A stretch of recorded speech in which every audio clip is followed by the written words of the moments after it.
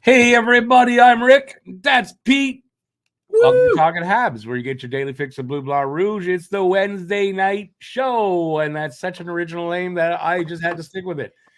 Wednesday night show, we're going to talk about a specific subject for a while anyway, and that is the rumors of Pierre-Luc Dubois coming to Montreal. Elliot Friedman putting it out there that he's 95% sure it's going to happen.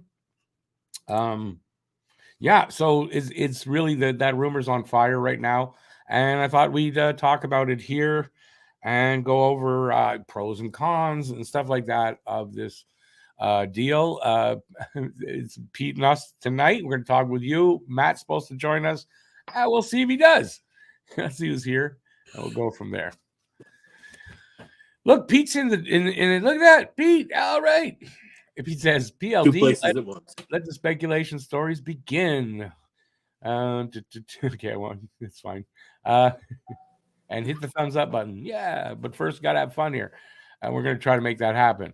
BL says, what's up, Pete the Vist? I don't care what anybody else thinks, but I hope the Leafs beat the Panthers tonight, and I'm watching it silently, cheering them on. No playoffs for Florida. I don't think you'll have any problem with what everybody else thinks. We want the Panthers to lose, just we're not going to cheer on the Leafs. I'm not going to cheer them on, and if they beat them, I'm going to be happy. That's all. It's one of those few games where I don't really want to see the Leafs get beat. Right? Not too many games like that. This is one of them. Nope. We only got BL here? Nobody. Hey, by the way, if you're in the chat or if you're in the room, come down, talk to us. Don't be we got shy. eight people in there right now. Yeah, it says 8 people. I'm actually getting a readout tonight. I know we'll piss off a few guys cheering for the Leafs, but hey, it can't be any worse than what I said. Jack Hughes was a better player than Nick Suzuki. A few guys on here lost their minds. You can cheer for whoever you want, first of all. I'm not going to cheer for the Leafs, but I mean, I hope they beat them. That's as far as I'll ever go for the Leafs. Besides, the playoffs are always better with Sidney Crosby and the Penguins in there. Yeah, but not when they cheat. No, Pete and I were just talking about this. Not when you have to push a goalie's pad out of the way so you can score a goal to win a game, and then the refs allow it. No, not then. No, I don't agree with that. No. And that's what happened. I saw that with my own eyes. The Bachelor Marathon is on. Oh, yeah. Matt won't be in then tonight. Hey, Mike, how you doing? So we're going to talk about, well, I was hoping to have him. I'm surprised Matt's not here because he wants to talk about this. I guess it's going to be up to us to beat. We got to be the entertainers, buddy.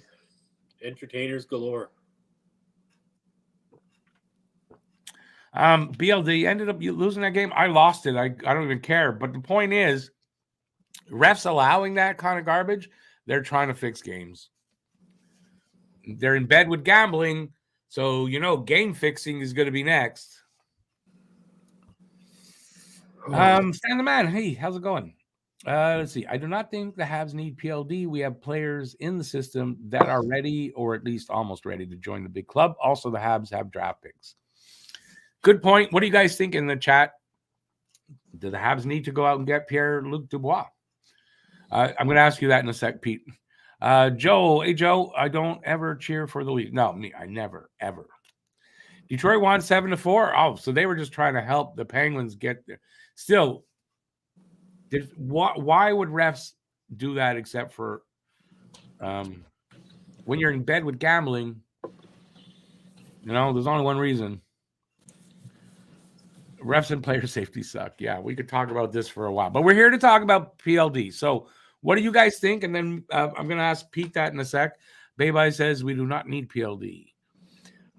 Quinn, who would you draft it? Now, we're not here to, I've said that many times. I don't know exactly yet and all that, and that's not what the subject matter is right now. Maybe later we can talk about that, but we're here to talk about Pierre-Luc Dubois. And the rumor that, I'll put this up. This is where it comes from. For right now, this is the reason why it's heated up so much. So from Elliot Friedman a couple days ago on his 32 Thoughts podcast, Jets have talked to the Canadians on and off about Dubois. We know that Dubois is going to end up there 95%. Who is the we know that knows that? I don't know. Is there some way we can make a deal so that Canadians get him earlier and we get something we want? They've talked about that. First of all, I'm wondering who he means we, because I'm no longer convinced Elliot Friedman's a Canadians fan. Not anymore anyway. So do you guys buy into that? I don't necessarily buy into that 95% certainty. Now, Pete, I was going to ask you your opinion. What say you on this rumor here? PLD, 24 years old, big, strong. Going to be 25 in June. Yep, 25 in June.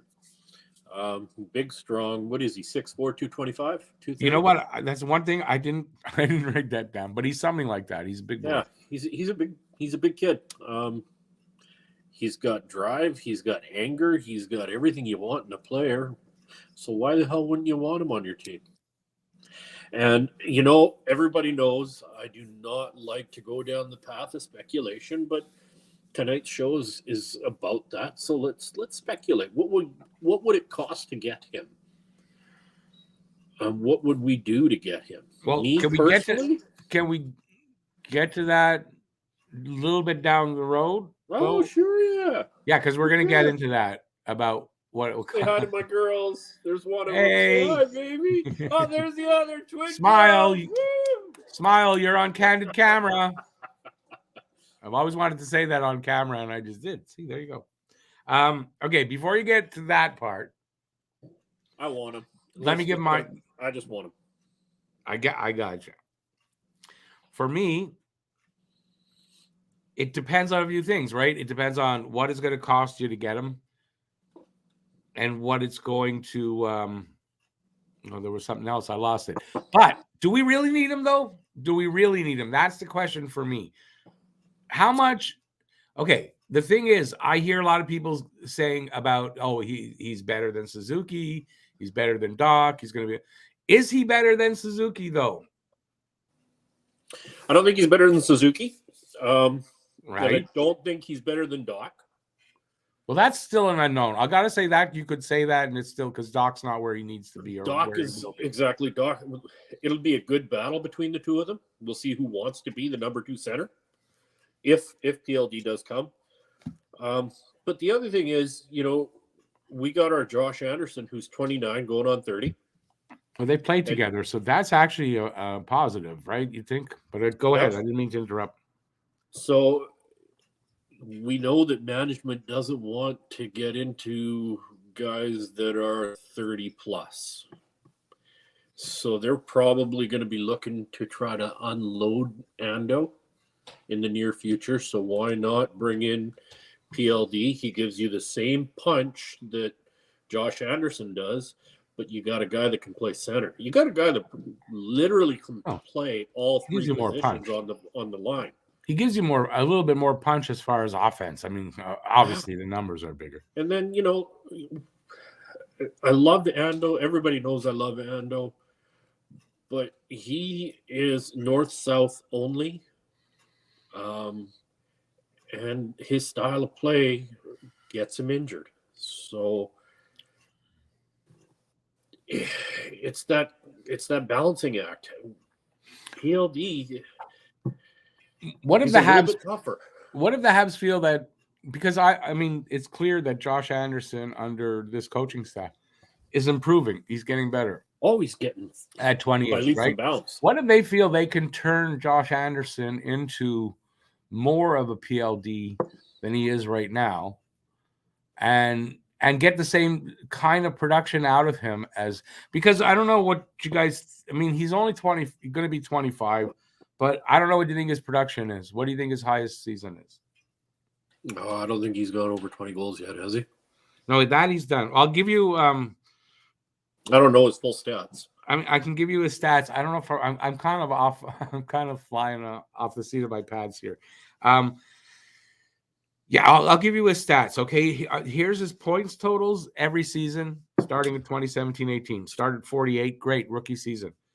His career high 61 the next year, 49 the next year, 21 the next season where he was traded, but in 46 games, I think that was the COVID season. Yep.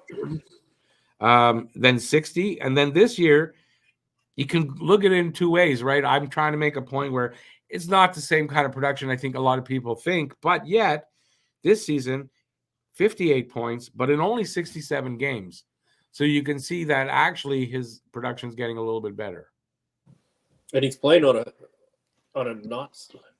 he's playing on a team that is extremely inconsistent right now. No, okay, but he's going to come to a team that's good. We're not much better, but we have guys.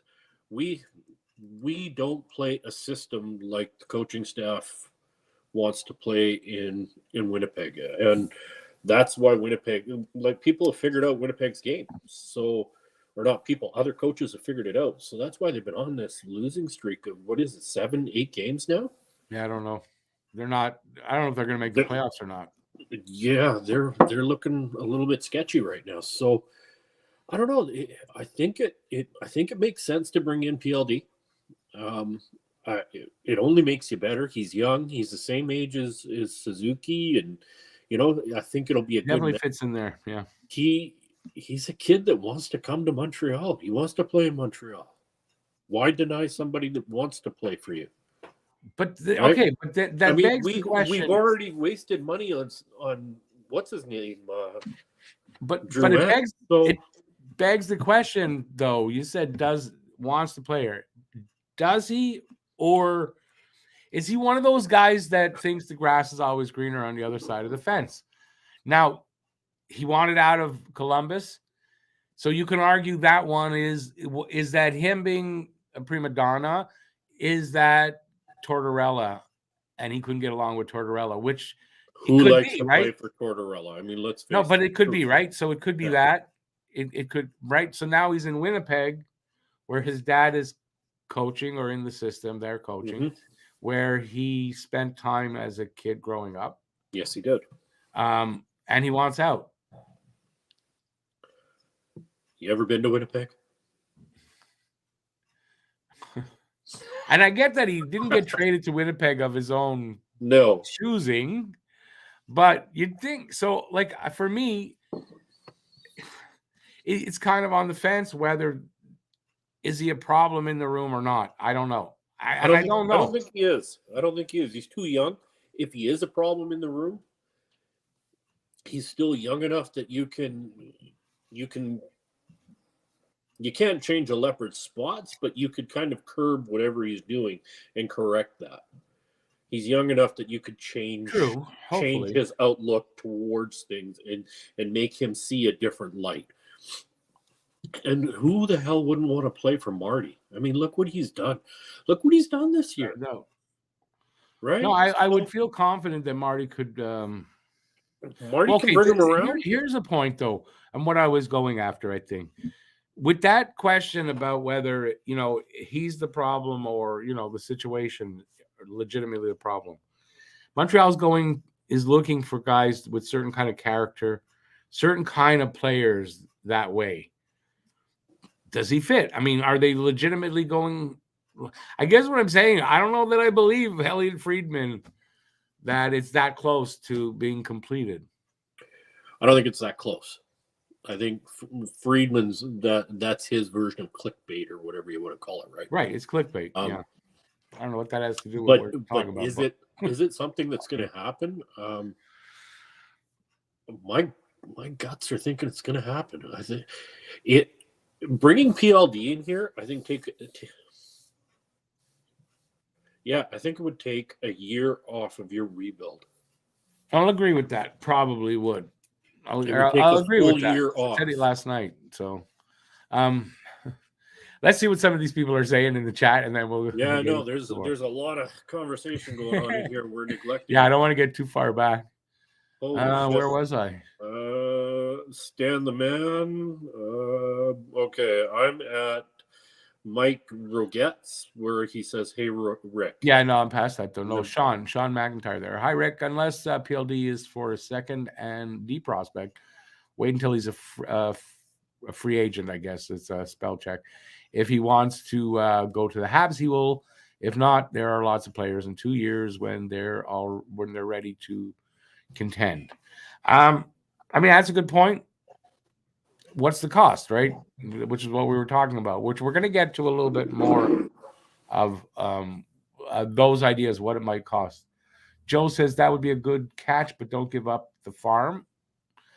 BL says my two big concerns on PLD are one, what is going to really make him happy long term because he seems to get moody quickly, and two, what does it do to the Habs pay structure? He may want 8 figures a year. What do you mean by 8 figures? He's already getting 6 million.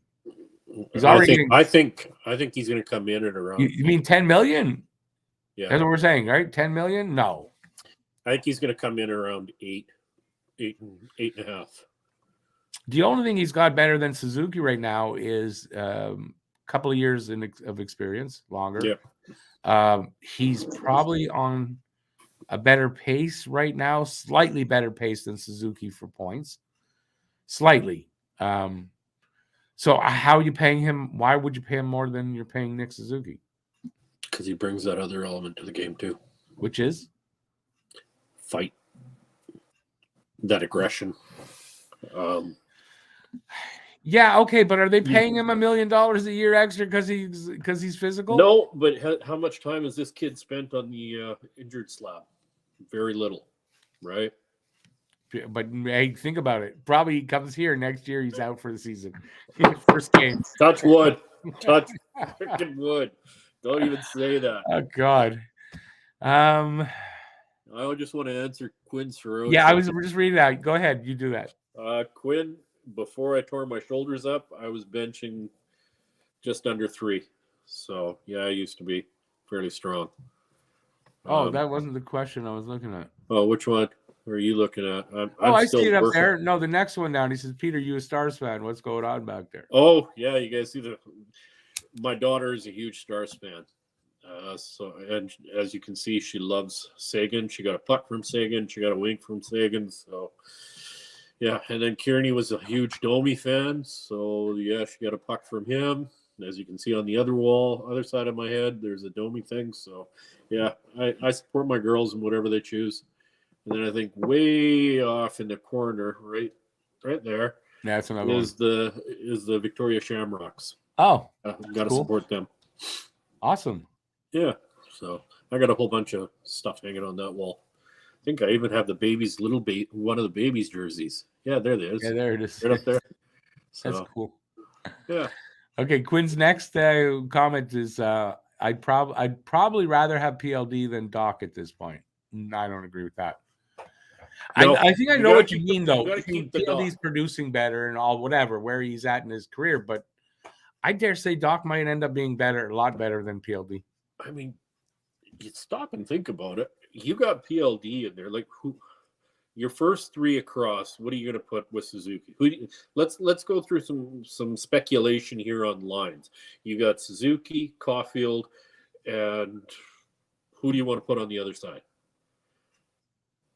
Well, you talking about it if they've gone and traded for Dubois? Yeah. Dubois. You want to put Dubois on the first line? And why do I say that? Because I think, and I really do think that the Montreal Canadiens are set on making on Kirby Dach being a center. They see him as a center, not a winger, and he's proven that he is. And I don't know. I think I agree with them. Okay, but why can't you have 3 number 1 lines? Because you can't. You don't have the ice time for that. I mean, think about the ice time. I don't know. No, you got to think about the ice time. I think you could do it. You got to think about the ice time, right? Suzuki's got to eat up a lot of time. I'm not going to argue with you. Doc's going to eat up a lot of time, and so does Dubois. He needs a lot of ice time. I don't think you can give all 3 lines 20 minutes of ice time. You can't. You can have 3 powerful lines, and you can't give them 20 minutes of ice time. Look at the prospects that are going to be here. I think you're going to have 3 powerful lines. Yeah, 4.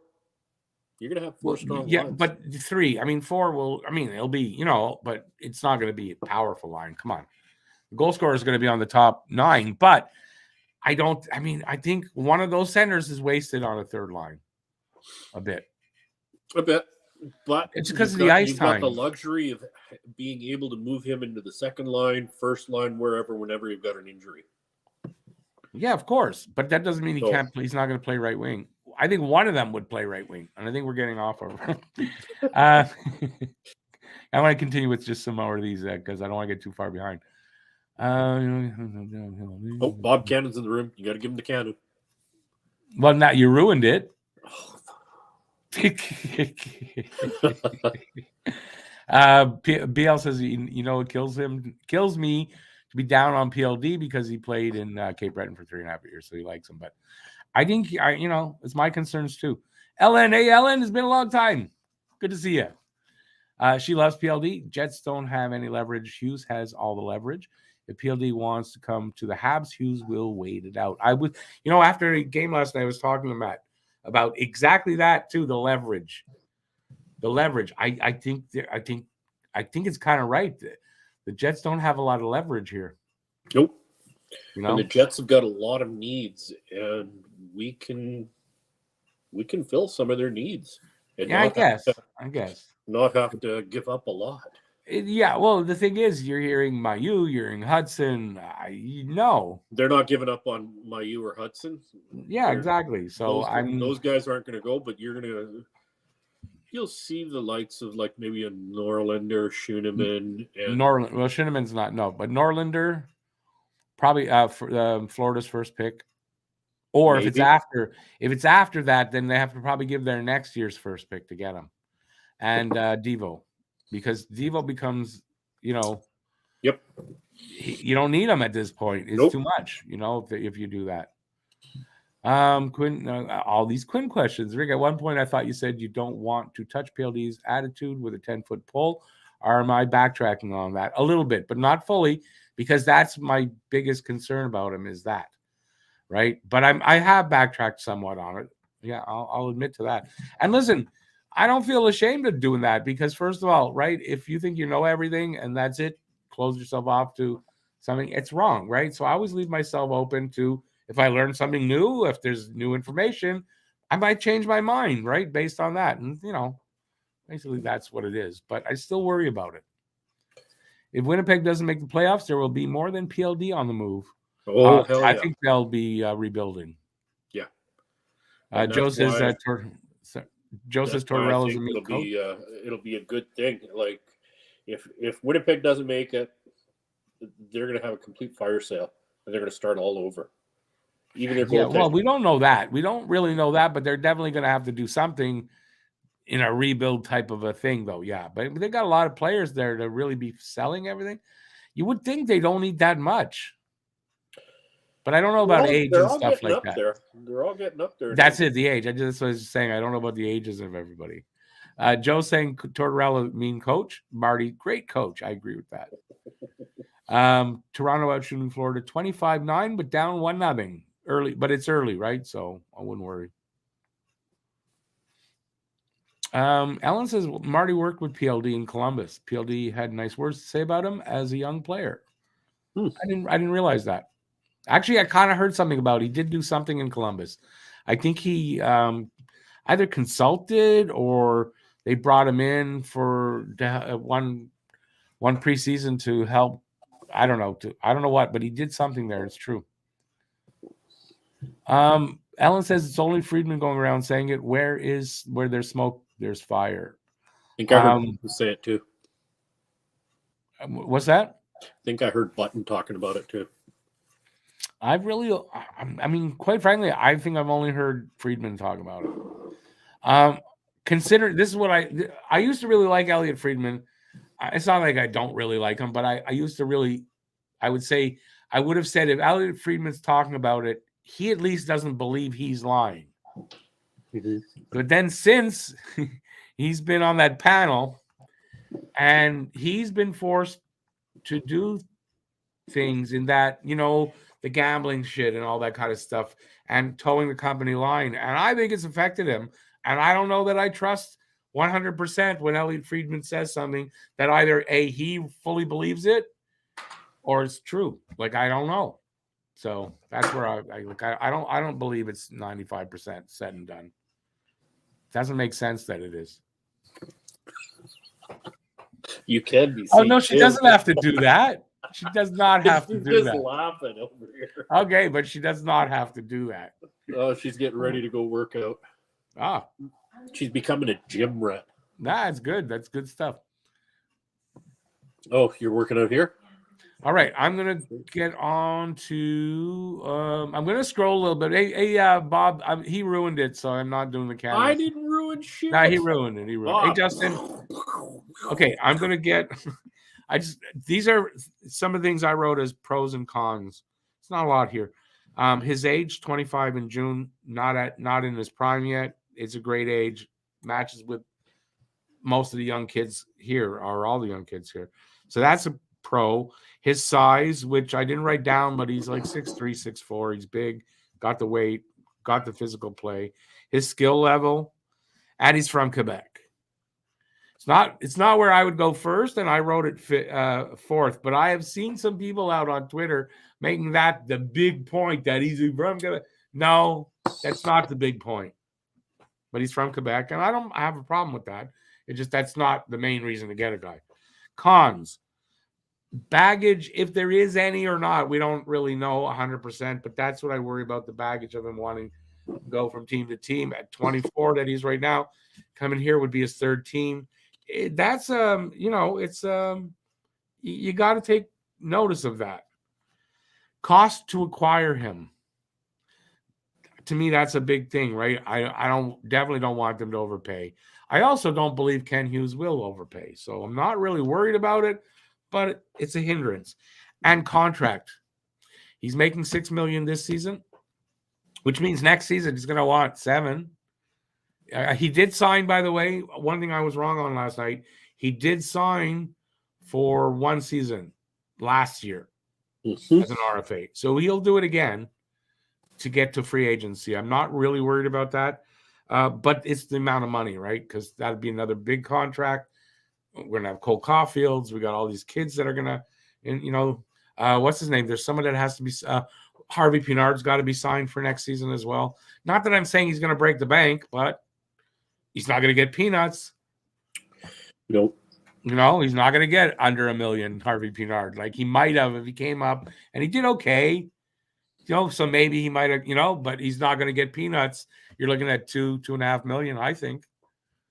Yeah, really somewhere on there. You got to think that, right? Something short and sweet. Yeah, short and sweet. So prove me contract, and then a big one if he's proven. Exactly. But I was thinking a little bit more about the PLD thing. Like, we've got some guys that we're not gonna be in the keeps of guys like Belzile.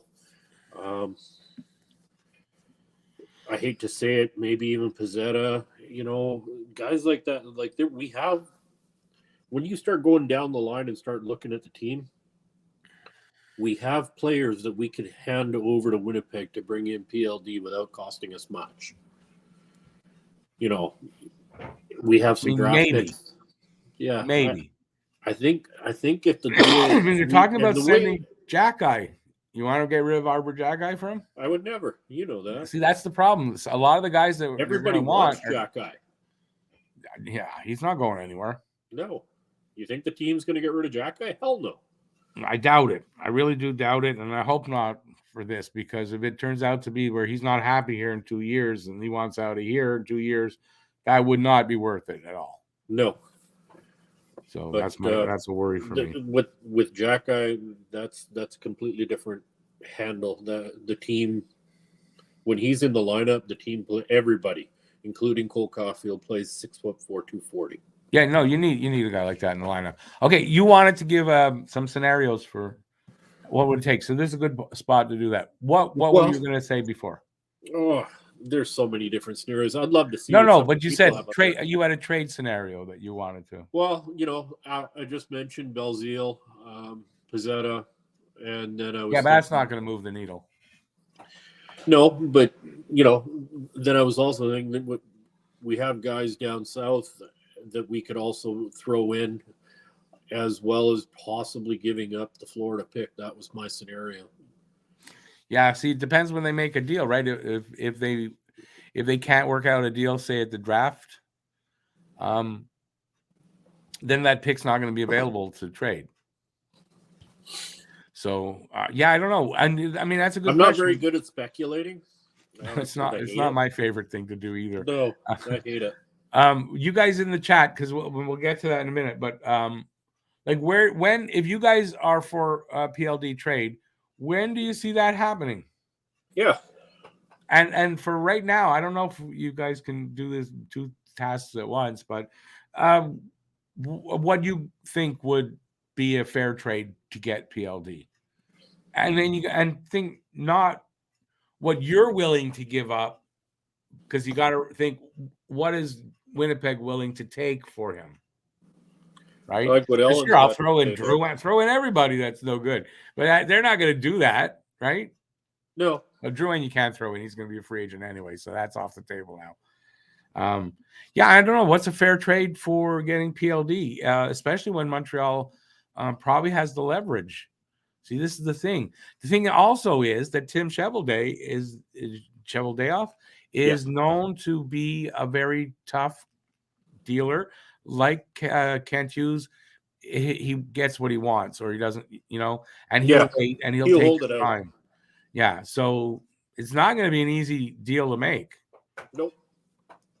And that's why this one's a hard one to speculate. Yeah, but it's still, I guess it's a little fun every now and then. Well, let's go with this while they're doing their homework. There's a good article out there by, I believe it's by Trig Wilson from the Hockey Writers, and he writes about what options do the Habs have to try to get PLD. So I wrote them down, and what do you guys think of them? One that actually kind of secures him, I think I just spit something out. One that kind of secures him walking into free agency without them being able to trade him is the offer sheet. You offer sheet him at a bit of a low, and you got to think that he's probably willing to cooperate on this, right? You offer sheet him at a little bit of a low ball, not like he's making 6. You offer sheet him a little bit lower, say for a year, I guess a year. And they have to match because it's a ridiculous number. They won't get back the compensation that they'd want because it's a low number, right? It's compensations based on the contract that you're offering. So, and then if they match, they cannot trade him for a year. So that means can't trade him at the deadline. And he walks into free agency. Now, problem with that is you make a really big enemy out of Winnipeg. Yeah, you do. Right? So is that really an option? But we're pretty much already enemies with Winnipeg. Yeah, not in that way. I don't care how you say it. It's not in that way. That's fans being enemies. I don't think it's management. True. But if you do that, yeah, you're not going to be dealing with Winnipeg ever again. No, right? You got to think not while that management staff is there, because you're putting a handcuff on them if you do that. Mm-hmm. And people are talking about, like Matt was kind of excited telling me about this last night after the game, but I don't like it. I don't like it at all. And they're talking about it like he wrote it in his article. They're talking about it on Twitter a little bit. I don't like doing that kind of stuff and making an enemy down the road for the future. What do you guys think about that? Because we'll get to your comments. Don't worry. Make the comments, so we'll get to them. The other way is you could trade for him, straight up trade for him at the draft or in the off season, right? Mm-hmm. And then you got to figure out what is going to, what you're willing to give up, what they're going to be willing to take. And then the other is just strictly wait out the fact that he's probably going to sign as a free agent. I know he's going to probably sign for 1 year, so he'll be a free agent at the end of next season. Problem there is, right, that for Winnipeg, it creates a problem too there. what do they do if they're in the playoff race? And he's going to walk. You can't trade him at the deadline. Realistically, if they do make it in the playoffs, they're not going very far. Hellebuck's done. No, it doesn't matter though. If you feel you're going to be a playoff team, are you trading Pierre-Luc Dubois before the playoffs? If the deal's right, yeah. Why not? Okay, so then that takes away Montreal's leverage. Because then they go, well, listen, we're going to trade him somewhere. So, you want to pay our price, but we're going to trade him somewhere else, and maybe they sign him, and he doesn't, Yeah. So, I don't know. What scenario do you go for? That's why speculation is so difficult. Well, that's why a GM's job is so freaking difficult, right? Wouldn't you say? But just looking at our group that we have right now, I'm just going through it. I don't know. It's just so bloody hard. I mean, right off the top, I'd say, hey, I'll give you Evans, Belzile, and Monahan. That's not going to move the needle at all. Hang on a sec, Bob. I'm going to look that up for you. I don't think he has a no movement, no whatever clause. Just give me a second. Here. No, he doesn't. I don't think he does. I'm just about there. It's just there we go. Where is he? Dubois. Nope. No problem to move him. There is no problem to move him. Maybe offer sheet Dubois, that would be badass. It would, but Alan, it would make an enemy. I don't know if that's the way to go about it. I don't think I would. If you offer sheet Dubois, it's going to do what Carolina has done with Montreal. It's going to create that animosity. Yeah, that's what's going to happen. That's exactly, I think, what's going to happen. Renegade Man, we can talk about that after. We're kind of on one topic here. See, you didn't get one from me. I see. Look, I don't give him the cannon. He complains. I'm hurt that you didn't give him the cannon. So. That's your fault, though. It's not my fault. Yeah, you got to give him the cannon. I never acknowledge him until I do the cannon. You did. It's too late. Well, I'm gonna go quiet until you do the cannon. Oh no, it's not. I don't do it if it's not the right way. I don't do it. Harvey Pinard should play on the top line next season as a regular. I don't agree with that. I don't think he's a top liner. I don't think that's the guy you got there. For at parts of the season, he could play anywhere in the lineup for any reason in particular. I see him being a third line winger on a really strong third line, and then play him where as needed with injuries and stuff like that. But in general, that's where I see him. But that's my opinion. What do you think? Yeah, Raphael is that kid that you can throw in anywhere you want. And he's going to produce. Anywhere. Swiss Army knife. I love that kid. He is. He's a Swiss Army knife. That's what I think. There's another potential player that Winnipeg could target. Right? They can say, we want RHP. I mean, yeah, but if you think that they're not going to sign, I mean, I don't think they're going to let it get to the point. And another thing is, which we all know, the player that they're targeting has to sign the contract, right? So in the case of Harvey Pinard, do you think he wants to go to another team? No. But in Dubois' case, he does. So he'd be willing to sign. So but I don't see offer sheeting our RHP working. Quinn says St. Louis was a power play consultant for the Jackets. Thanks for that, Quinn. I appreciate that. That Cheveldayoff has a longer shelf life than Bergevin had. If the Jets owner lets them handle a rebuild, then they deserve some grief. I kind of agree with that. Bob, you know the rule. Don't be upset. Come on, I'm just having fun with you. The 2024 Memorial Cup will be in the United States. Saginaw, really? Seems weird. Saginaw, Michigan has been awarded the tournament next year. Oh, really? Saginaw. Yeah, that's kind of feels weird. Ellen says George Parros was a goon as an enforcer, as an NHL player. Imagine having that goon in control of NHL player safety. We don't have to imagine because it's here, and look at what happens. It's horrible. So yeah, it's ridiculous.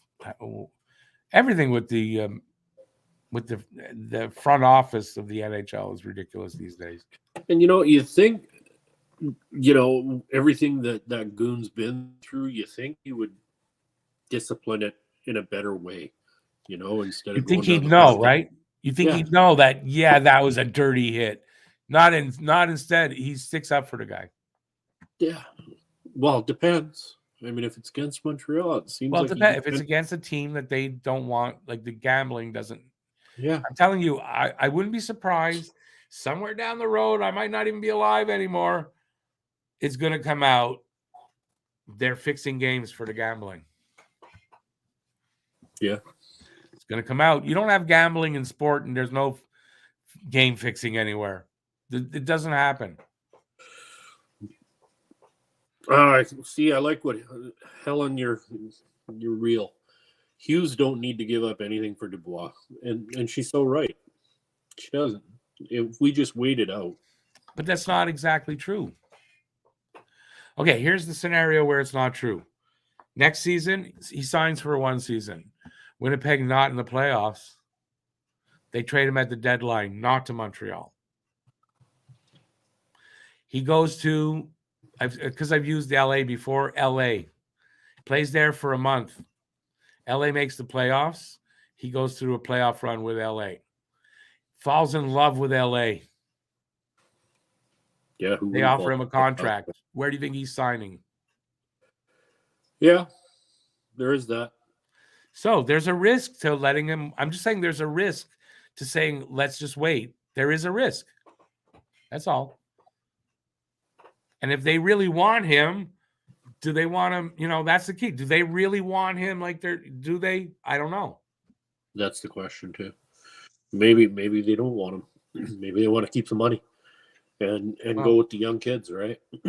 Well, he's young. I don't think that's an argument because as far as his age, we can't use the age thing. But you remember how they said they want to work from within and create that.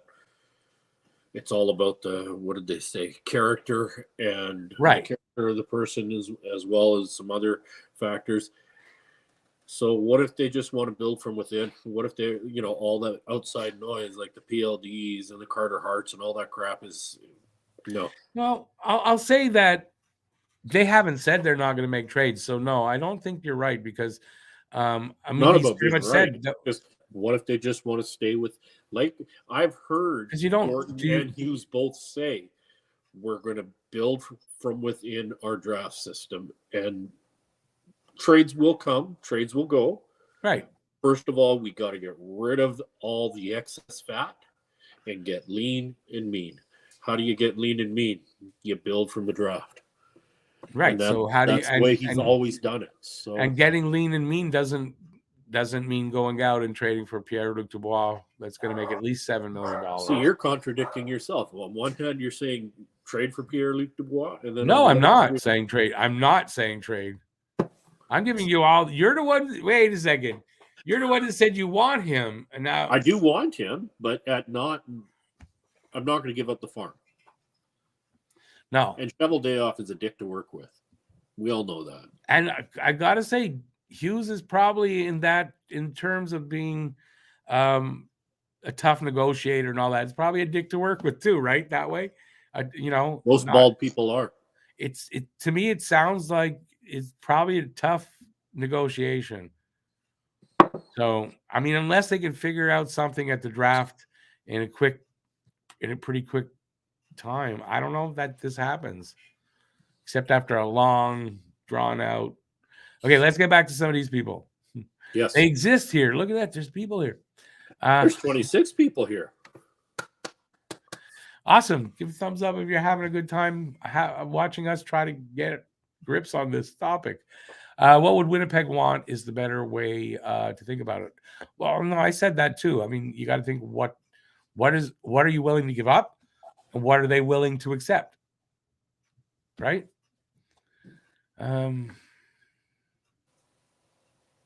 I really don't think we're training a 1-round A2 in Mazar so they can keep face. I don't get that. Sorry. Not sure what they meant there. No, I don't. I'm not sure what you meant there, Sean. Standard says Norlander, Ulinen, Dvorak, and a 3rd-round pick for PLD. Okay, this is what I say. If they're depends on what their rebuild plans are. If it's quick, maybe you get away with that. If it's not, third round pick's not cutting it. Got to be a first. And Wait then you're till you giving get to too the much. next one. And then if you're giving a first, then Ullinen doesn't have to be in that. But Ullinen might be a guy that's kind of got to be moved. There might not be room for him. BL Duff, a first, Barron, and one of Beck, Waugh, or Kidney. Yep, heard that too. And to me, I don't know if that's an overpayment or not, but that's more than I'd like to give. You're giving I would away give the first Barron. and Barron. Barron's a future piece of the defense. I'm not giving Barron. I'm not giving Joshua Raw, I don't think. I'm okay with one of Beck or Kidney to go with that, but not Barron. See, I'd be okay with a first and Barron. Maybe a Beck. Yeah. And I think Barron's one of them that's off the table. I think if you're talking about defensemen, you got Harris that could go. Struble could go. Kovacevic. Not Barron. They won't take Kovacevic back. Yeah, I know. I'm just saying who would be available. Unless they really want and you never know, right? Because Yeah. he was and look how he's played this season. They may want him. They may after take him seeing back. what he does. Yeah, they may. So I think one of those guys, but no, I'm not. No, But after, not Barron. After last night's big F up, I would throw Matheson in there, coughing up the puck like that and costing the game. That was brutal. I'm not throwing Matheson in there. No way. Pete, I think I might have to kick you off. He pissed me off last night. Yeah, okay, but you know what? For all the good stuff he does, every now and then he's gonna do that. Oh, I know that. You know, that's because we were in there. No, I know, and I've learned that in the short time we've got him. Matheson's gonna make some bonehead plays every now and then, and there's nothing you can do about it. But he's gonna deliver way more often than a bonehead play. Piss me off. I know. Personally, I would wait it out and bank on him really wanting to play in Montreal. You know what? I agree with that. That's what I would do. I would take the chance and not have it cost you anything. And if you get him, you get him. That's what I said earlier. And if you don't, you don't. And you shot that one down. That's where I think I would go personally. Bob says, okay, that limits PLD desires to go to Montreal. In effect, the Jets could and should trade him at next year's trade deadline. But if they're in a playoff run, how do you do that? It's what Toronto's going to be in when Matthews says, yeah, I'm not signing here again. And they're in a playoff run. And what do? You trade Matthews or you don't, right? Same kind of thing. What team is going to trade for him if in 2 months he's going to sign with the Habs? There is too much over analyzing this. He's not signing with Montreal in 2 months. Earliest he could sign with Montreal would be in a year from now. Oh, a little over that. July 1st, a year from now. July 1st, a year from next July. I get it eventually. Third time's a charm. What team? No, that's not it. Well, my trade is this. Make the trade at the draft. Give Jets Harris or Beck 2022 second rounder to go with that. I've seen that one up there. I just don't know that a second is going to be enough, but it might be. And I'm not sure. Like, you got to add something else in there. Harris or Beck, I'm cool with that. Say a first rounder, but there's still got to be something else there. I don't know what that would be exactly, but I don't think for two pieces, I don't think you're making that deal. Let's send Armia back. Again, they're going to laugh at you and slam the phone. Besides, Armia, where do we get Armia from? I know. That's what I'm saying. Let's send him back. Yeah. Here, have Bob, Armia. Sorry. Have a good night. We'll see you next time. Bye, So I don't Bob. do it. You know my rule. I don't do it when I do. It gets screwed up. Florida's first, Beck and Dvorak. Sorry, That's the piece. Dvorak has to be in there. Not Anderson, as capped up for PLD and a late round pick. By the way, that's me saying for me, not Anderson. You can, but that's me disagreeing. That's all. Ellen, no, that's not for me. Don't forget, Slavkovsky will be slot in somewhere in the first two lines in the near future. I saw a really good point. If you're someone who wants to have Slavkovsky play in Laval next year, I saw a really good point for that. Look at the play of Raphael Harvey Pinard. He spent 2 years down there, and look how much that's done for him. You give Slavkovsky a full year down in Laval, I think it might do the same. So that's a good argument. He'll definitely catch up to his gangliness. That kid is. Oh, there's so much there. There's so much raw talent there. I can't wait to see it. Yeah, and I wouldn't be. I would be okay with that if they did that. Yeah, if you're going to acquire Dubois, if you acquire Dubois in the off season, it'll allow you to do that. Mm-hmm. Right? The Dubois situation opens up, like I said at the beginning of the show, it takes a year off your rebuild.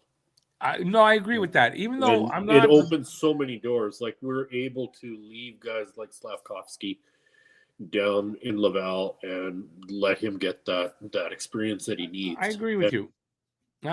I think, and I said it. I did say it. Maybe it was only to Matt. I don't know if we talked about it last night. Yeah, we did. No, we talked about it in the shows last night. And I said that if you do get him, I mean, I think legitimately it speeds you up in your rebuild for sure. You know, you can't take that away. And I'm not saying, like, if I say that I don't really want Dubois, it's not because I think he's a horrible player at all. You know, at all. I'm not saying that. But my worries are not with his skill or his play. My worries are with the off-ice stuff. The amount of movement. It's in the locker room. Like I said, he's still young enough that you can curb that. You can change that. Well, you can't change it, but you can curb it. George Kutu, we talked about this already. The NHL refs, I'm convinced, it's part of with the gambling, fixing games. I think the NHL is starting to fix games. Just starting, doing little things. That's got to be where they're going, and that's why they're in bed with gambling. But enough of that.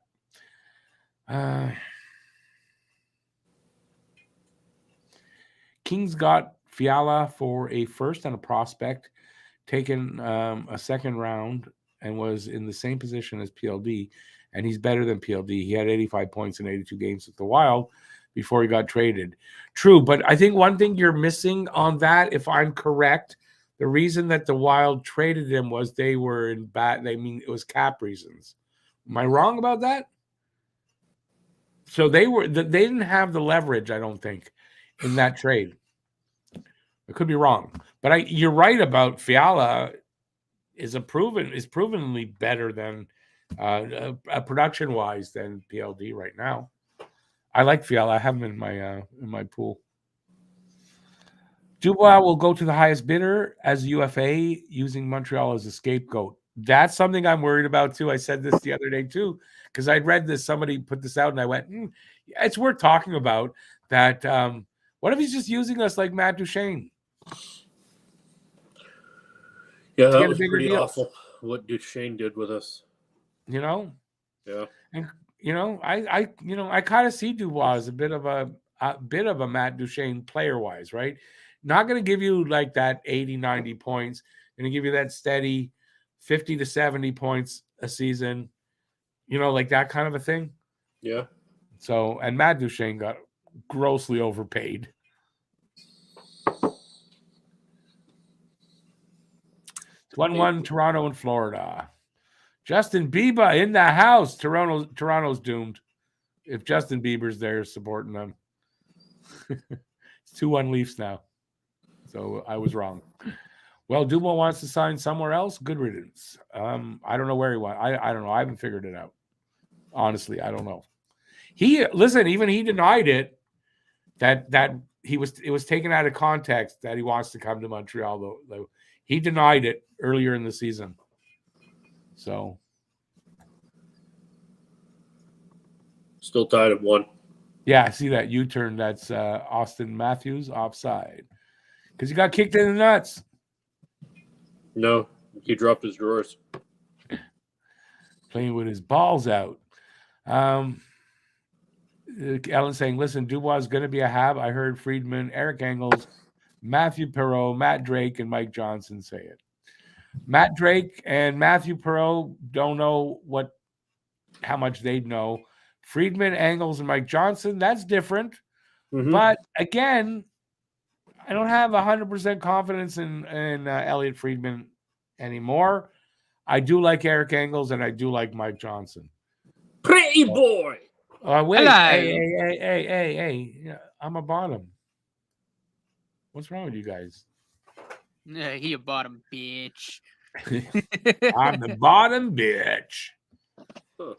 Okay, enough of that nonsense. I like having the 2 crackers up top and the fucking brown guy on the bottom, pardon my language. Why is that? It's a reverse Oreo. Because I was being racist.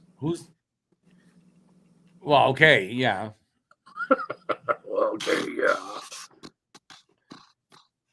I don't even know where to go with that anymore. I see we're talking about Yuri Slavkovskinator playing in Laval. I like that. I think he should. I think he should play a year in Laval. I have no issue with that. Well, but we're mainly, there was a point in our main topic, which you know what it is. Pierre-Luc Dubois. Okay, so since you decided to show up, and look at him, he's all trimmed in the face. What's your opinion on this? Even though we talked about it last night, but what's your opinion? Let everybody know. So I do believe that. I think he does want to come here. I think that's true. I really haven't seen anything that makes me believe to the contrary. Even though he said no, he said he didn't say it. Well, no, when did he say that? Yes, he did. Yes, he did. He said this early in the season where he said it was taken out of context, and it wasn't like that. And him and his agent denied it. So I see it. Matt's in shock. I had him frozen there in shock. I don't remember. I'm not making it up. I'm not making it up. He denied it, said it was taken out of context.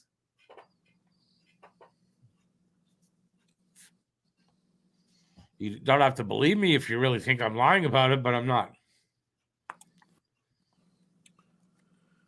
Now, it doesn't mean, listen, he may have been trying to just save face in Winnipeg. And he said that just to save face. And he actually did say that. I'm not saying he didn't say it. I'm saying he denied it. Why did he deny it? I don't know. I do tend to believe, I mean, he's got to play a whole year in Winnipeg. He doesn't really want the fans on him over that. So I would believe if he came out and said, well, he just said that. His agent last summer came out and said that Montreal is a city that he wants to play in. So that's what makes me kind of believe that Pierre-Luc Dubois came out and said that the agent was taken out of context, and so was he when he was quoted as saying that. I mean, I'll have to look it up. I'm not saying I don't believe you. I'm not saying I do believe you, but I just hadn't seen it. No, it's not to believe me or not. The thing is, he might have just said that because he doesn't want the Winnipeg fans on him, and that makes sense. So but that's what I'm saying. Like, obviously, that's something that he might come out and say because he might go, we shouldn't have said this. Like, but it causes question, and you're gonna still. Are we 100% sure? We're not, though. It creates that confusion. No, I mean it does, but like I said, even through the confusion, I think I still kind of err on the side that I think he does want to come here. But I don't think it's going to be free agency. I think it's going to have to be a trade. Because I just think there's too much of a risk with free agency, especially with whatever the hell the cap situation looks like. Okay, but what's the risk? This is what I want to know. Exactly. What is the risk? That there's no other players like Pierre-Luc Dubois and we'll never get one? No, what I'm talking about is if he hits, we wait and he hits UFA. Yeah. I just did the scenario. No, listen.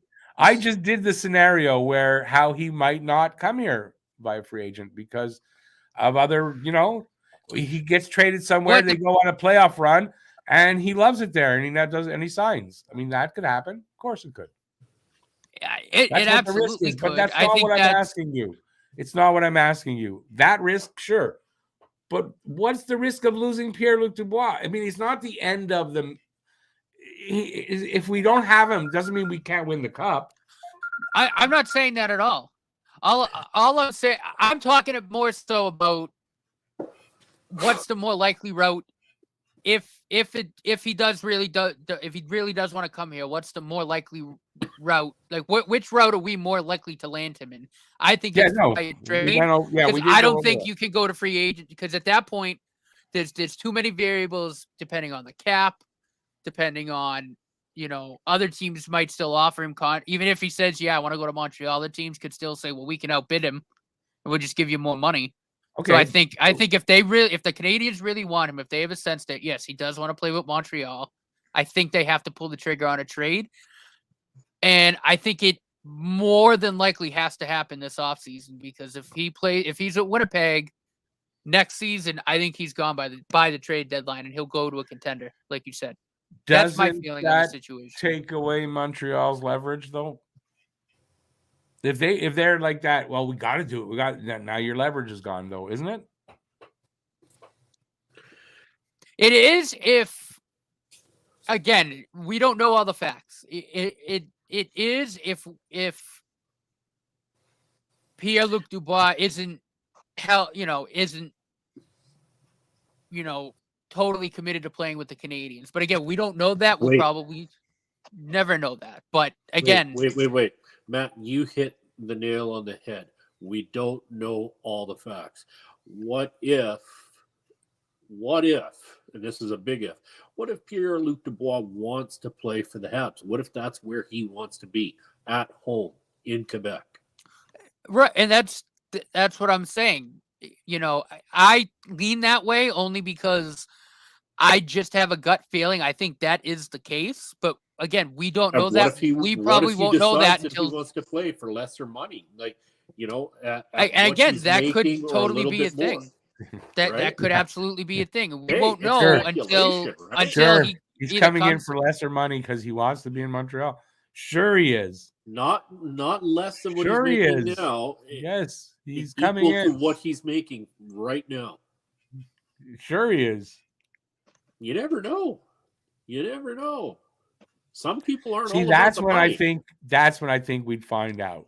Have say, okay, we're gonna make this trade, or we're gonna sign you as a free agent. You're gonna take a hometown discount, right? Because you want to be here so bad, right? And that's when it goes, oh, well, we're talking to other teams, though. Watch and see when it comes to the money. And that is a possibility. That absolutely is a possibility, and you can't discount that possibility. But again, we don't know all the facts, and that's the big variable in the room. I can discount the possibility of somebody saying, yeah, I'll take less money anymore. I mean, it's happened. It can very well happen. It has happened. Has happened in the past. It could very well happen. I doubt it. That's a guy like, okay, so Pierre-Luc Dubois signs here. They sign him, say, 4 years. 4 years come and go. Next contract. We take a discount, being a home discount, because we got it. Now I could see a guy doing that. His first contract? I don't think so. I'd be surprised. Again, I really would be surprised that he'd do that. So I wouldn't count on something like that. Not that it's here or there. It doesn't really matter. I thought this was all about speculation. It is until I say it's not. Goddamn white people! I tell you, you're all Americans. They're all the goddamn same, man. Again, Rick and I talked about this the other night too, because I've been kind of off and on cap friendly, just looking at. So you and Rick have been talking behind my brown back? Only when we talk about you. Bastards. Only when we talk about you. Drive me to drinking, both of you. Yep. I was looking at our cap situation now and how it might look in the next few years. And there are big issues. And the reason there's big issues is because of one guy. And he's not going to go anywhere, but his contract sucks. And if there was any way to move him and not retain money, we can give his money to PLD and it'd be fine. And that's Brendan Gallagher. He's not going to go anywhere, but we're handcuffed with that deal at $6.5 million for 4 years. I'm sorry. I don't think he's going to play all 82 games any of those seasons. I think his body's already broken down this year. I think it's going to be the same situation like Price. I think eventually he's going to end up on that LTIR until it runs out. I just can't see him staying healthy for a full season anymore. I just think his body's too broken down. But you answered your question, though, right? If he has to end up on the LTIR, problem solved. It's not the end of the world. Right. As long as the question is, when will that happen? As long as every year he gives it a go and tries to suit up and they don't start the goddamn season with that LTIR money. No, you know what? Look at the way he's played the last. I don't know. Is Brendan Gallagher trying to prove that he still has it in him? And he has to be. He does. He has to be. I mean, and like I said, I love the guy to death. I really do. But like, I think he has to be because I think he knows. Listen, I think my days might be. I think he's going. Well, I think he says no. My body's starting to break down. My playing. I need to. I'm gonna have to start having a fight for playing time. I don't know if he plays. Listen, Brendan Gallagher can have somewhat of a rejuvenation. He might have and I'm only talking about a season or two. I don't see him going next 4 years like that. But like next season, Gallagher could be back to the old Galley. He could. I think it's unlikely. I think it's highly unlikely. And I'm watching Pete shake his head, and he agrees with me. I know he does. I'm watching him shake his head. Doesn't make you guys right. Doesn't make me right. But I'm not saying it makes us. I just think it's highly unlikely that happens. Exactly. Look at the velocity on his shots, though, lately. Not like it was last season or earlier this season. How many games has he missed, Rick? Okay, but what if he's got that problem under control? And what I'm just saying, I think Ali could still earn his money for another year or so. After that, though, in a different way, how much more? Maybe. In a different way, I don't know. I don't. What choice? Who's going to sign? Who's going to take that contract? Nobody's. Although that contract, you could maybe get somebody to take the contract, but what do you got to take back in return? It's like maybe you can get somebody to take it, and then you take back a contract just as bad, but with only 1 year left. If that could happen, that would be great. But unlikely, unless they can do something like that. Or you go, Arizona, looks like you need $6.5 million to get to the cap floor. Here's Brendan Gallagher. Give us future considerations. No, that's the other way. That would kill Gallagher. And I don't think they would do that. I mean, it will. No, I don't think they would either. But again, I think it's a question that's going to have to come up because I think it's highly unlikely that he stays healthy for a full season anymore. It's not only highly there's unlikely. Just no way. It's goddamn impossible that he stays healthy for the remainder of that contract. And again, and I'm not when I say it's like Drew, and I don't mean like he's bad like Drew, because Druin sucks. I'm sorry to say, but he's terrible. But it's just to that point where we're paying $6.5 million for a guy who's only playing half a season. Who, I mean, let's be honest. He's played half a season?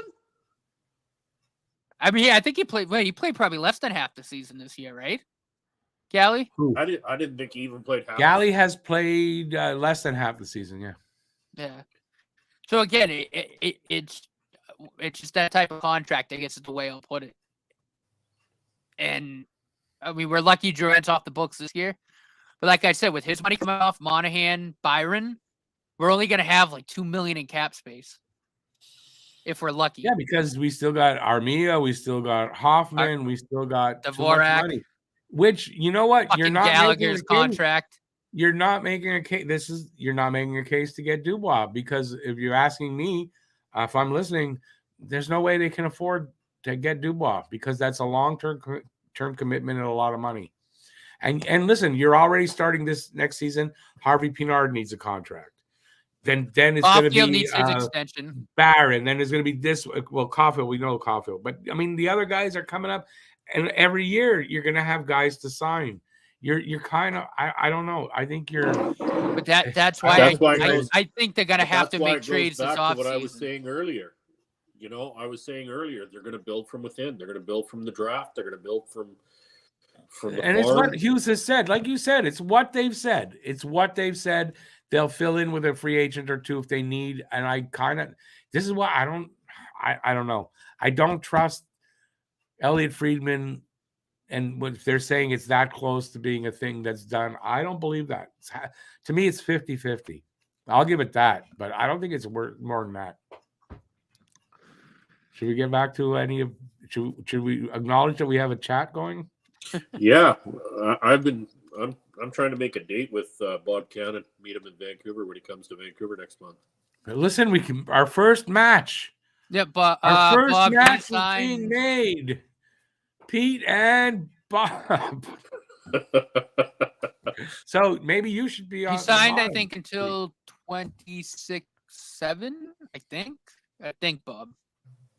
Because after this year, it's 4 years left. So I think he signed until the end of the 25-26 season. Who's that? Galley. Galley is signed for, I Till believe, 4 26. more. It's 4 more years after this year. It's 4 or 5. He signed. I thought it was the still second 26. season with it. He's got 4 more to go. It's crazy. It was a bad contract. It shouldn't have been signed. We all loved Galley, so we kind of put up with it at first, but really that was a bad contract. Bob Cannon says it's Galley is signed to the end of 26, right? I think it's 25, another. 26. I think it's to the end of 27 because it's 4 years Wait a after second. this year. So 23, 24, 24, 25, 25, 26, 26. Yeah. He should be signed till the 26-27 season. Horrible contract.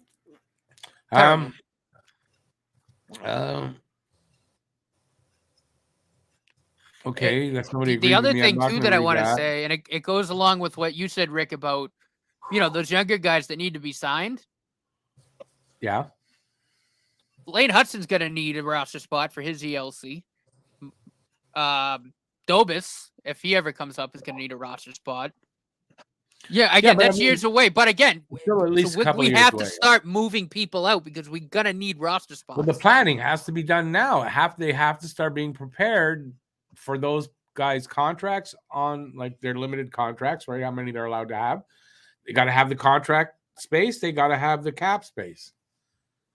So yeah, and that's it's why I've been saying, because I've said this a few times when you guys are talking about a guy like Dubois or a high price contract, right? Is we're gonna end up like the Leafs. We're gonna end up like the Leafs, and that's a problem. It's a problem. And there's no way Gordon and Hughes are gonna let this team end up like the Leafs. Then they're not getting Dubois, because I think if you get Dubois, that's what's gonna happen. Well, I'd rather have 3 guys making $7+ million than 4 guys making $11+ million. There's a big difference there. Okay, here's another argument. We acknowledge that if you get Dubois, you speed yourself up a little bit. Say it's a year, right? And yeah. Kent Hughes has said it's 2-3 years, at least 2-3 years before they make the playoffs. So we'll say 3 years because we're all pretty much in agreement with that timeline. I think I lost my point. Hang on a second. When you're old. Oh, no. Getting Dubois now and getting into that commitment of that money is too early. It's too early to get a player like that, realistically. I agree he's in the right age and all that stuff. Yes, but the money that he's making is too early to get a guy, I think. That's my opinion. In some ways, it is too early, and in some ways, it isn't, because if he's there, he builds chemistry with your core. Stole the words right out of my mouth, Pete. Right? I was thinking that same thing, right? If they of your core group, so, right, and you need that to blossom. So yes and no, I'm not sold on that. There's so many bloody variables. I'm not sold on that. If he comes in a year from now, then he'd still be part of the core, so that doesn't change. And believe me, 10 games into the season, 15 games into the season, he's part of the group, and it's all fine. Yeah, but if you've got a year with the same guys, it's different. Now you're all... So you're saying you're going to sacrifice possibly the future and whatever just to get a little bit more chemistry between the guys. I didn't say that. Well, that's what you're saying. No. How would we even sacrifice how the I see it. future? I I'm mean, sorry, we that's have. how You're I not see what you're saying. sacrificing the future at all. I didn't say sacrifice the future.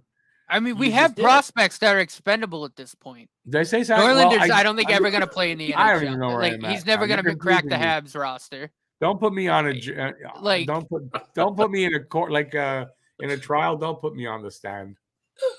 Not a good idea. Not today. Defense anyway. calls Rick Seligman. The stand. No, not a good idea. You're gonna go to jail, dude, if you call me. Yeah, sorry, got lost there tonight. And there's no microdose, so nobody blame that because there's none. This is just me without it. Oh shit. I mean, well,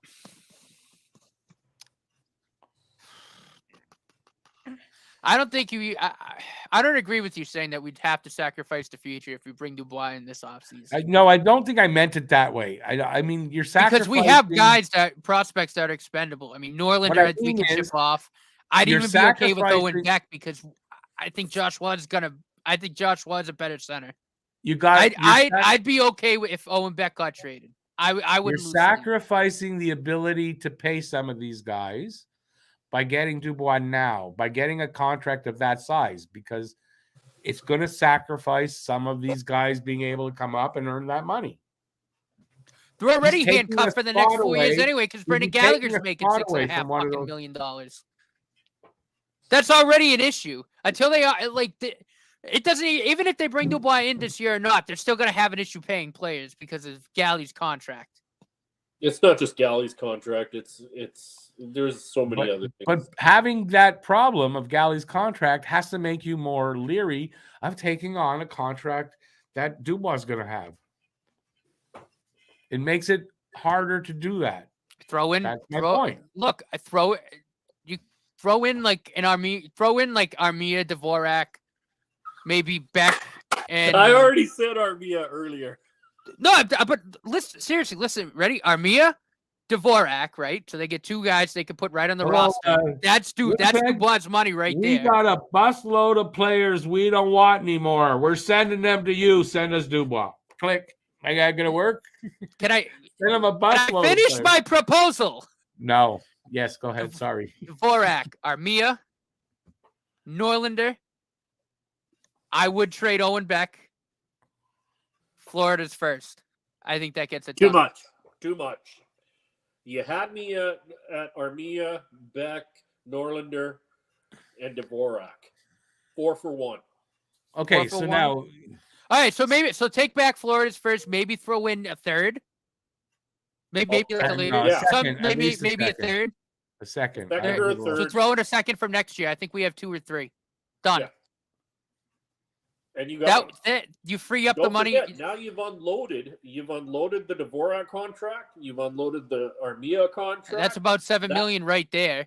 But you guys, you're looking at it from a one side. You're not what if you're Winnipeg, are you saying yes to that? You're also getting Norlander and Owen Beck in a pick. You're getting two. I don't think Norlander means much. Owen Beck, yeah. Owen Beck, though. You're getting Owen Beck in a pick.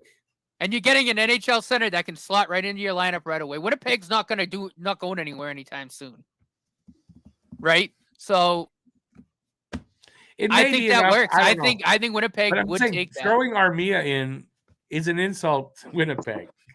So I think that's what I'm saying. You have to move money. You have to move at least $6 million out to bring Dubois. They're not going to say, well, okay, you have to move him. Yeah, we'll take him. Okay, I'll tell you what. Scratch the Armia, throw in Kovacevic. No, I think you're right about if you're going Florida's first, and if it's after the draft, then you're first next season. And I've said this earlier today already. Owen Beck and Norlander, and I think you got a deal. I think you got close to what it would be. What? Bob's hilarious. I love Bob. What's Bob doing? Where is it? Matt, try the decaf coffee for the rest of the week. Okay, brother? I didn't even have any coffee today. I just love a good debate. I don't I drink had coffee. a mug. Oh, I got to the bottom. I'm sorry, by the way. I missed a lot of comments. I know we're having a discussion. It's really hard to do what I normally do. But So hopefully everybody's cool with that. Billy Bishop wrote contracts. Look at this. Dubois, $7 million. Now, Dubois, say we get Dubois as a free agent, it ain't going to be $7 million. He's going to get that next season. They have to qualify him at 6. They have to qualify him at 6. They got to qualify him. But he negotiated his deal last season to get the 6. He's going to get 7. Come on, he's going to get 7. They have to qualify him at 6, and then he has to sign that. He could also say no. Again, this is speculation. But if he really does want to come to Montreal, he could say, "I'm not signing that," and then he's a UFA. Exactly. That's all I'm saying. That and again, it's speculation. But if he really is, you know what? Head over heels, he wants to come to Montreal. He could say, "No, screw you. I'm not signing your qualifying offer," and then he's a UFA. No, that's a good point. I think everybody forgot about that option. That's true. When you qualify a player, if they don't want to accept the qualifying offer, they're a free agent. That's true. Yep. Now, wait a second, though. There has to be a reason why nobody, and I mean not just us kind of guys, none of the experts, I've never read this. And so it makes me think that, that's possibly is the way it is, but maybe there's something else we don't know, and that's why nobody's talked about it yet. Because doesn't that not make sense? Nobody's talked about that option. Nobody. It might just be something that it just might not be something that they thought about. It? No, it's not thought about it better, more than we have. Come on. I don't know. Nobody's written about it. Nobody's talked about it out there in the expert world. There's got to be a reason for that. Well, they could have just thought of that as an afterthought because they're right. In their brains, they're probably thinking trade, right? And that's probably where they're focusing. No, I get it, but I don't. That is an option. He could just say, "No, I'm not signing your qualifying offer," and then he's a UFA. I got my points from Trig Wilson's article about the options, and he didn't write about it at all. I'm just saying there's one where they totally left it out. So I'm just wondering, there must be some reason why that's not an option. Because it makes a lot of sense what you're just saying. If he wants to be the free agent and he wants to come to Montreal, what if they qualify him like after July 1st, or do you have to qualify before? When is the date? There's a date for I don't know. Yeah, so I'm wondering about that. If he I don't remember the dates. But as far as I know, you're right. You refuse your qualified your offer, you're a free agent. That is correct. So, there's the way to go. But he'd have to really want to do it. And if he did that, then I'll believe that he really wants to come here, obviously. Or that he really wants to be a free agent. You can try to just offload. Like I said, I don't think they'd have an issue offloading Joel Edmondson. They could probably offload Dvorak to a team that's desperate for a center. It might take them a little while, but they'd have all summer to do it. So, and then there's your money for Dubois. And then you can sign Caulfield to his extension. And then when Price goes to LTIR at the beginning of next season, Cole's money's covered. And Bob's your uncle. Done. There's ways to do it, but you have to make those moves to be able to afford him. Right? So there's ways to do it, but not without doing things. It can't be just status quo, bring in Dubois. You can't do that. That's what I'm saying. I've never said it was like that. No, okay. I'm just kind of covering my ass a little bit. So. That's why I went on cap friendly, because I wanted to see what the cap situation was going to look like. I wanted to see what contract was like. I don't know. It's a weird situation. I mean, I don't really know what's going to happen, but I think it'd be friggin' awesome if we were to bring him in and then have a top line of Caulfield, Suzuki, Dubois. I think that would be absolutely sexy. I tell you, I would just hate for them to sign him to something long term, and then we find out that we're right. In 2 years, he's looking to go elsewhere. I would really hate that to happen. It's a chance you got to take. No, it's not a chance you got to take. It's a chance you might take if but you don't got to do it. for a player of his caliber? Speed up your rebuild. I don't know. I don't know. Hey, If Plus, Toronto called and he's said, Quebec lost, so 90% of the fan base is gonna fanboy over him. if So he's gonna Toronto be loved called, here. if Toronto called and said, we'll give you Austin Matthews, we'll retain 50%, and we'll take X and Y player back, I'm going, no, not doing it. You and I are going no. Matt is going no. Well, you said, though, if he'll make your team better. Austin Matthews coming in here makes the team better. It totally does. Production-wise, points on the board-wise, without a doubt, but I'm not. You really think Matthews is going to come here? Not a chance in hell. Well, I don't know what kind of clause he has, though. If he has a no movement, maybe not. Or maybe he does. Maybe he's secretly a Habs fan. Any further north? That boy is going south, where there's Yeah. palm trees He and is, though. bikinis. No, I That's believe where you. he's going. Where the girls can be cornered by his friends freely And he can drop his drawers. and show that his balls are out. Well, no, they'll just say, what about Dubois? You got to get rid of Dubois. What's that little thing between your legs? Can't see it through Dubois. What's that? It's from What's Sandler Bush is a movie. mouth? The Don't Mess with the Zohan. That's from Zohan? Yeah. I got the bush. The big bush. Oh, the bush. Yeah. I got you now. Come on, Rick, get with the friggin' program. Yes. He hasn't had enough mushrooms today. Well, we're getting near the end anyway. We have so neglected the chat. I know that's where. Let's go to the chat and at least end up giving them some love. Let's see. We're going to start here. Stan the man. If the Habs wait a year, Edmondson, Allen, Armia, Devo will most likely be gone. Well, Edmondson has 1 year left. Allen 2. Armia, I think, has 2. I'm not sure, but I think Armia has 2 years left. Devo came here with 3 years left, so 1. So that's if they wait a year. I think that's the way to go. Wait a year, take your chance. I'd rather take my chance that we don't get him in free agency than we get him, sign him to a long-term contract after giving up shit for him, and find out, he's flaky. I really don't want to find that out. Billy Bishop makes a good point in our it's got to be a left-hand D prospect that goes. We have an overabundance. And that's why probably Harris shouldn't go, because Harris plays both sides. He might play both ways. I don't know. Lane Hudson can play both sides too. Who? Hudson, yeah. Hudson Lane Hudson. And there's another one. I think Mayu and Matheson can. Mayu can play both sides. I believe Mayu can too. I read that today. Yeah. Montreal has all the cards. Take what Kent proposes, or Winnipeg will look like Calgary with Goudreau. Well, that's what I've read that, but I mean, maybe somebody else is interested in Dubois, don't you think?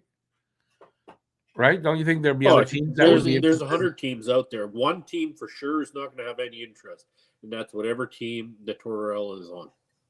They're not going to have without a doubt. No, but I mean, there's got to be other teams that if they're looking to trade him and he's on the block, it's not just Montreal that's going to come knocking on the door. Nope. I got to think, right? Can't be. I like that. Jay said, "Save the trades for the actual GM, boys." I just read that at the same time. So true. No. That's why I hate doing this kind of stuff, because we're playing GM tonight. Yeah, but it's fun to play GM sometimes. I mean, listen, we normally do a Wednesday show. This is a really hot topic, and why not talk about it?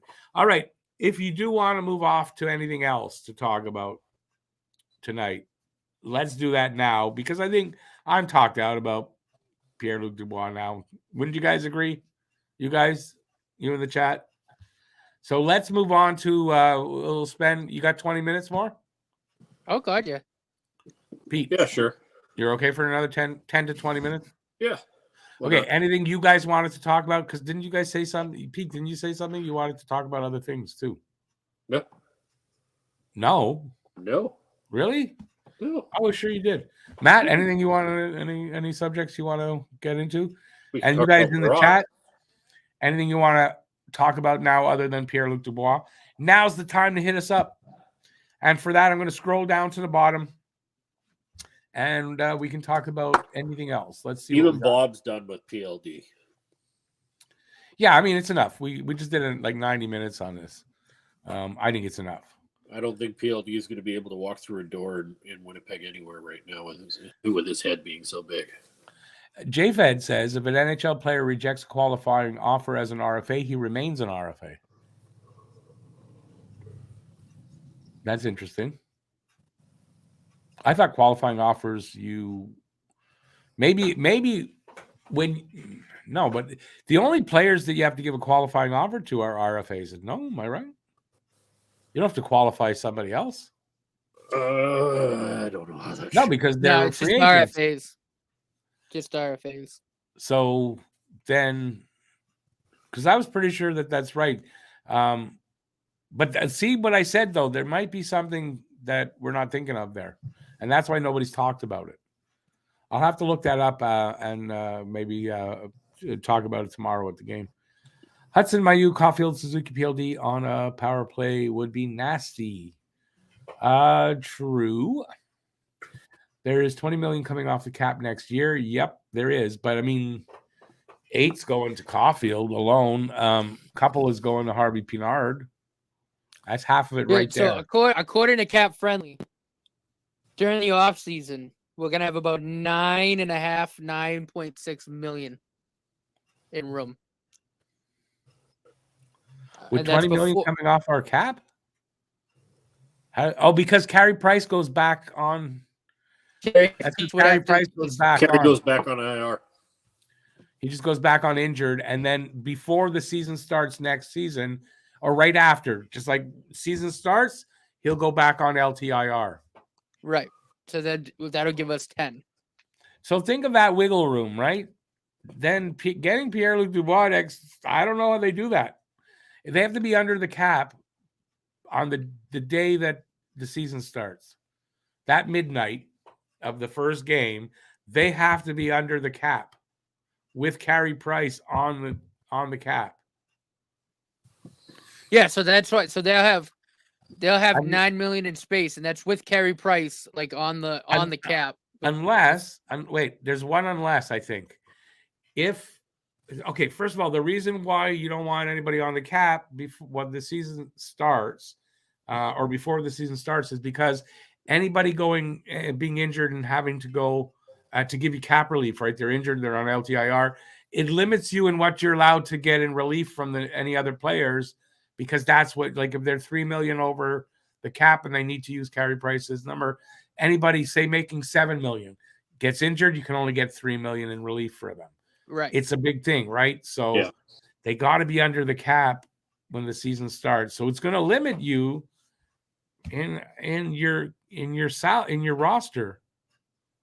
I mean, only for one day though. They can, but I mean, you can't just move guys up and down that aren't waiver exempt. So their wiggle room. Half the fucking team's going to be waiver exempt. So the young guy, like everybody that's going to be on an ELC. No, but I'm saying but usually guys that are waiver exempt aren't making big money. So then you need to bring a guy in for 7 million. You got to move 7 guys out. See, so this could affect whether or not they do something like this. That's what I'm saying. That's why we're still talking about it. We're still talking about it too. That's why I think you have to throw Dvorak in Dvorak. I think would have to be. You'd have to move at least 4 million out if you're gonna make a trade for Dubois. Like I think you have to throw Dvorak for sure. Yeah, well, Dvorak Beck, I think so, because you're gonna have to give him some sort of. You're gonna have to give him a good prospect. That'll give you most of the money. All right, but enough of this now. Here, Bob says, I hear Matthews is thinking of going to LA. It's only 1.5 hours, an hour and 15 minutes, I guess, or an hour 25 flight to Phoenix. He is super close to home, but playing for a real team. He will be a superstar celebrity in LA, better endorsements. And this is something I said, if you remember, I think he goes to a big market. I said LA, New York, market like that. I don't know where it is coming from, but where is that coming from? Is that a real rumor there? What's Slavkovsky's goal for next year? Top 6 forward with 20 goals. I think, yeah, in the AHL. Yeah, I want to see him play in Laval for a year. Pete, what do you think? He needs to play in Laval next year with Machar. Yeah, and I really believe that. I'm cool with that, yeah. Build that chemistry. Absolutely. They got to get him going. They got to get him going. Yeah, they don't need to bring him up and introduce him to the NHL game. He's seen what it's like. Let him go down south. Let him figure that game out. Let him dominate down there. And let him get his confidence back, because now his confidence is probably a little bit slagging. Yeah, no, that makes sense to me now that that's what he should do, is go, basically do what Harvey Pinard did there, become NHL ready, and he will if he goes down there. Let me see now. Let me answer Bob's question, because he just asked me to, but I know what it is. Let's see here, man. Outdoors, I'm the most for Matt. I see you leading the parade.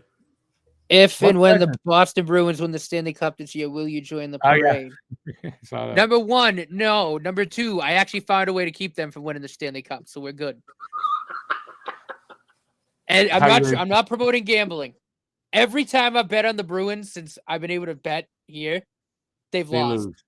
They've lost every single time. But then why is your Chevy Chevette painted in the Boston Bruins colors with a big Bruin on the roof? Because you got it really cheap. Oh, okay.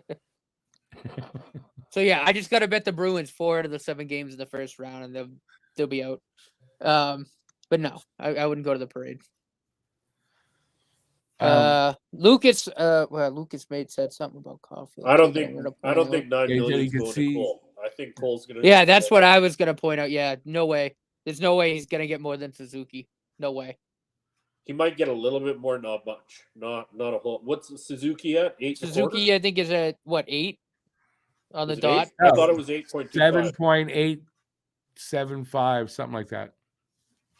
What was that? That's what Suzuki's getting, 7.875. Same thing that Weber's contract was. He's getting the exact same thing Weber got. Okay, so if Suzuki's at 7.875, I could see them doing Cole at about 8 max. Yep. No, I agree with that. Say that I am not saying he's going to get up to 9, but I think anywhere between 8 and 9, and I'm not going to be surprised. I think 8 by 8. I'm in agreement with Pete. I think 8 by 8 is fine. I hope I don't so, think but they can. I don't think they can give him a ton more than If it comes in at 8 times 8.5, not going to shock me. Not going to bother me. No, God no. The thing is, I'm sure they'll explain. They'll explain to him, do you want to win a cup or do you just want money? Yeah, I wonder if that's what's going on. Everybody in the chat, what do you think's the holdup with Cole's contract? Hughes' explanation is that it's not easy to get everybody together at the same, because was a lot going on and at this time of the year and all that kind of stuff. And he says there's nothing to worry about. If Hughes says there's nothing to worry about, I'm not going to worry. I trust that man. Don't know why. I mean, he's a player agent, so he knows what he's talking. He was an ex-player agent. He knows what he's talking about. Yeah. I am going to say, from my experience in life, I am not going to 100% trust that, and going to say that, not saying there's problems or not saying anything, but I don't know. The timeline is leading me to believe that there's something that's holding it up, and I don't believe it's because people can't get together. Because you can get on a video chat anywhere in the world, and it's not a problem to get together. So I don't believe that. And the other thing is they probably want him to focus on. They probably want him also to focus on his shoulder rehab. No, even that, I don't think that's a problem. But I mean, he can't tell you that there's a problem. He can't. So when they ask him, I mean, he's not going to say there's a problem. He can't. He's getting shit for doing that. At this point in time, when it comes to shoulder stuff, management is going to sit back, relax, wait, and see what comes of that shoulder, because there is a possibility that shoulder is pooched. If that shoulder's pooched, they don't have time. They don't have time. Don't have time to do that though. They've got all. He's got to be signed. They've got all the time that they want. They can make the time. They got to see that he's progressing. If they see that he's not progressing, then they don't need to sign him. I don't think that's a worry. I mean, the doctor. I mean, they kind of do, Pete, because this is his ELC's up after this year. Yeah, so either, no, I totally get what you're saying. They sign him or he's offer sheeted. The thing is, they need to see that he. This is me thinking from outside the box, because having been through the shoulder crap, they want to make sure that those shoulders are good. Well, that one shoulder is good. Yeah, I think by the time they need to sign, listen, if you think that Cole Caulfield won't get offer sheeted, I think you're crazy. He'll get offer sheeted. He won't sign. I don't think they won't let that happen. And they have nothing they can do about that. He'll get offer sheeted. Will he sign the offer sheets? I don't think so. But he'll get offer sheeted. You don't want to take that risk. They'll sign him. And we don't need to panic about that. Just wondering what. I don't know. To me, it seems like it's started to get into the weird area. Like, why isn't he signed yet? Look, I just think at his age, especially, I think they just want him to focus on his shoulder recovery. That's all. I think what they probably told him is, hey, listen, like, you know, we're gonna have an offer for you. You know, don't worry about it. You know, focus on rehabbing that shoulder, get good. You know, when we got an offer ready to go, it's as soon as you're ready. That's what I think it is. Because that's my feeling. I don't know. I'm a little. There's no way they don't sign him. He's a perennial 40+ goal scorer. That's just like. I'm not questioning whether Montreal wants to sign him or not. That's not what I'm questioning. Like, if there's a world where they don't sign him, then that's a fireable offense. I'm sorry. But he has an agent like anybody else, and who knows what the fuck the agents are. I don't know. It just seems he should have signed already, and I'm surprised he hasn't. That's all. So it makes me question. That's all. Critical thinking, boys. Draft day will be when Canfield signing will be announced. Canfield? Who? Caulfield. Oh yeah, I'm just joking. I know it's Caulfield. Bloody hell! He was one of the most exciting players today. A lower caliber team will offer sheet him something crazy like what happened with KK. That's right, because the offer sheets will come in. I don't doubt that the offer sheets will come in. Bob says, I do think the Habs need to be careful with his shoulder. It was pretty bad and played too long with it. Habs might be waiting to see what the PLD thing develops too. Well, the doctor who operated on him said it's 100% success, and he will make a full recovery guaranteed. He guaranteed it. Yeah, I mean, he operated on. I guess he operated on Anderson's shoulder, and Anderson's fine. So, like I said, I think he'll be fine. But I do like what Bob said about the PLD thing, because I do think that could have something to do with it. Again, speculation, but if there is a sense that PLD is set on coming to Montreal, I think the dilemma, like I said, if you look at the salary cap, I think it's all right. Well, we're gonna have two guys that are gonna be making $7+ million. We got to make sure we can make moves to keep them both, to make sure they're both on the road. Like that's why I don't think they've signed him yet. I think or at least that could be a reason. I'm not kowtowing the PLD and having Cole sit on the wings waiting, and no way. I'm not doing that. I'm signing the guy that's here now, that's shown like JFed says, and then make the room for PLD after. Look at what JFed says. He's going to rehab his shoulder, sign in the off season. No rush now. He's out. He's injured. There is no rush. Yeah. What's the rush? What's the big rush to sign him? What's the big rush? Carolina comes in, says we're going to give you $12 million a season for 8 years. Boom, sign here. That's the rush, because I mean, he might sign that.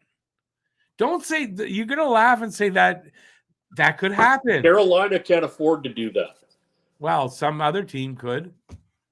Who's I mean, gonna do that? I think the Coyotes are the only team that could. Yeah. Just saying though, right? I'm pretty Offer sure sheet Cole will come Caulfield would in. rather slam his head in the door than go play in Arizona. Exactly. I don't know. You know, like we have to, when it comes to the Caulfield signing, it's going to happen. There's no need to panic. They're just Someone I'm offers sure him they're $9 gonna million and says, "Guess what? We're also finish? going to do for you. Can I We're gonna go out and get your brother, and you'll both be on the same team. Can I Sign finish? here. We'll give you $9 million, 8 years, and we're going to go acquire Brock." You don't think that's That's not going to happen either. That won't happen because you don't know. He's American. No matter what you want, he's still American. I love the kid. He's American. he's American. Oh, Matt, don't listen to what I just said. Pete, At the end of the day, the team is letting him rehab. It just you guys are blowing this. Okay, but then why wouldn't they say that then? So Kent Hughes is asked, "What's it?" Yeah, well, he's rehabbing. Why does everybody need to know what's going on with the team? Nobody needs to know what's going on with the fucking team. Pardon my language. Okay, Right? but why are you getting mad at me? I'm not getting mad at you. You're scaring me, Pete the Fist. Don't scare me. I'm not scaring you. I'll come through the camera.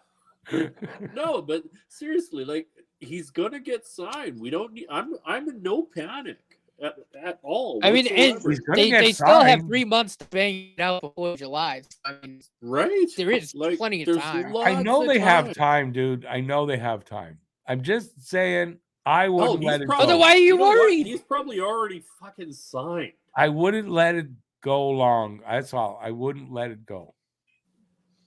Yes, swearing alert. We're doing a little bit Bob. too much, but we're allowed. Bob, we're allowed a little bit. It's not a worry. I'm a bad boy, Bob. It's past the 8 second mark. You're okay to swear after 8 seconds. Billy Bishop asks, "What's going to happen to Raphael Harvey Pinard?" Speaking of guys that need to be signed, we were talking about it a little bit earlier. Me and Pete. What do you think they signed him for? What do you think he gets for a contract? Harvey Pinard? Yeah. In terms of mostly in money. In terms of money, I'm talking mostly. Money? Probably $1.5 million. Yeah, I say more than that. I say 2, maybe 2.5 million to 2 million max. Yeah, I'm kind of on. Yeah, two's about right. I think 2's about right. 1.5 to 2 for 1 But year. I would not be surprised if it is 1.5. But yeah, I think that's great. How long do you think they give him a contract? Just 1 year. Prove me you can do that again. Yeah, no, I like 1 that. year's an insult. One year year. Then 2 maybe. I don't think it's more than 2. 2, a 2-year bridge. A 2-year bridge. Yeah, a 2-year bridge. Whoa! What the hell, Stan? Stan the man says no more drinks for me. Well, Why? that's What did you do? bullshit. Why? What did Pete do? Pete's good. What did I do? Stan, dude. I'm going to cry. Billy Bishop, no one said anything about them trading Caulfield. They're not trading Caulfield. They could lose him. They literally could lose him to an offer sheet. I don't really think Caulfield would sign an offer sheet with somebody. Oh, my God. But, I mean, if you entice him with the right things, what did they say? Okay, we kidnapped your mother. Sign with us or she dies. He's going to sign. It's just a joke. But, something like that where they literally give him an offer that you can't refuse. I hear you on the joking part, Stan. Don't worry about it, brother. I hear you. But to everybody out there, let me just say this to you one last time. Montreal is not going to re-sign Drouin. Not happening. Oh, not even a chance. They're never going to happen. No. They're washing their hands. Absolutely not. Goodbye. Oh, he's gone. Yeah, no, without a doubt, he's walking. He's walking. It's only because Riding Billy off Bishop into the asked, would sunset. you sign Drouin for the league minimum for 1 year? And, people keep bringing that up. I am not going to sign a guy for the league minimum for 1 year and know that he's possibly going to miss half the season with a fractured pinky or his thumbnail broke off or... You know what? He probably wouldn't even take the league minimum. He'd probably go, I'm making $5.5 million. I want more.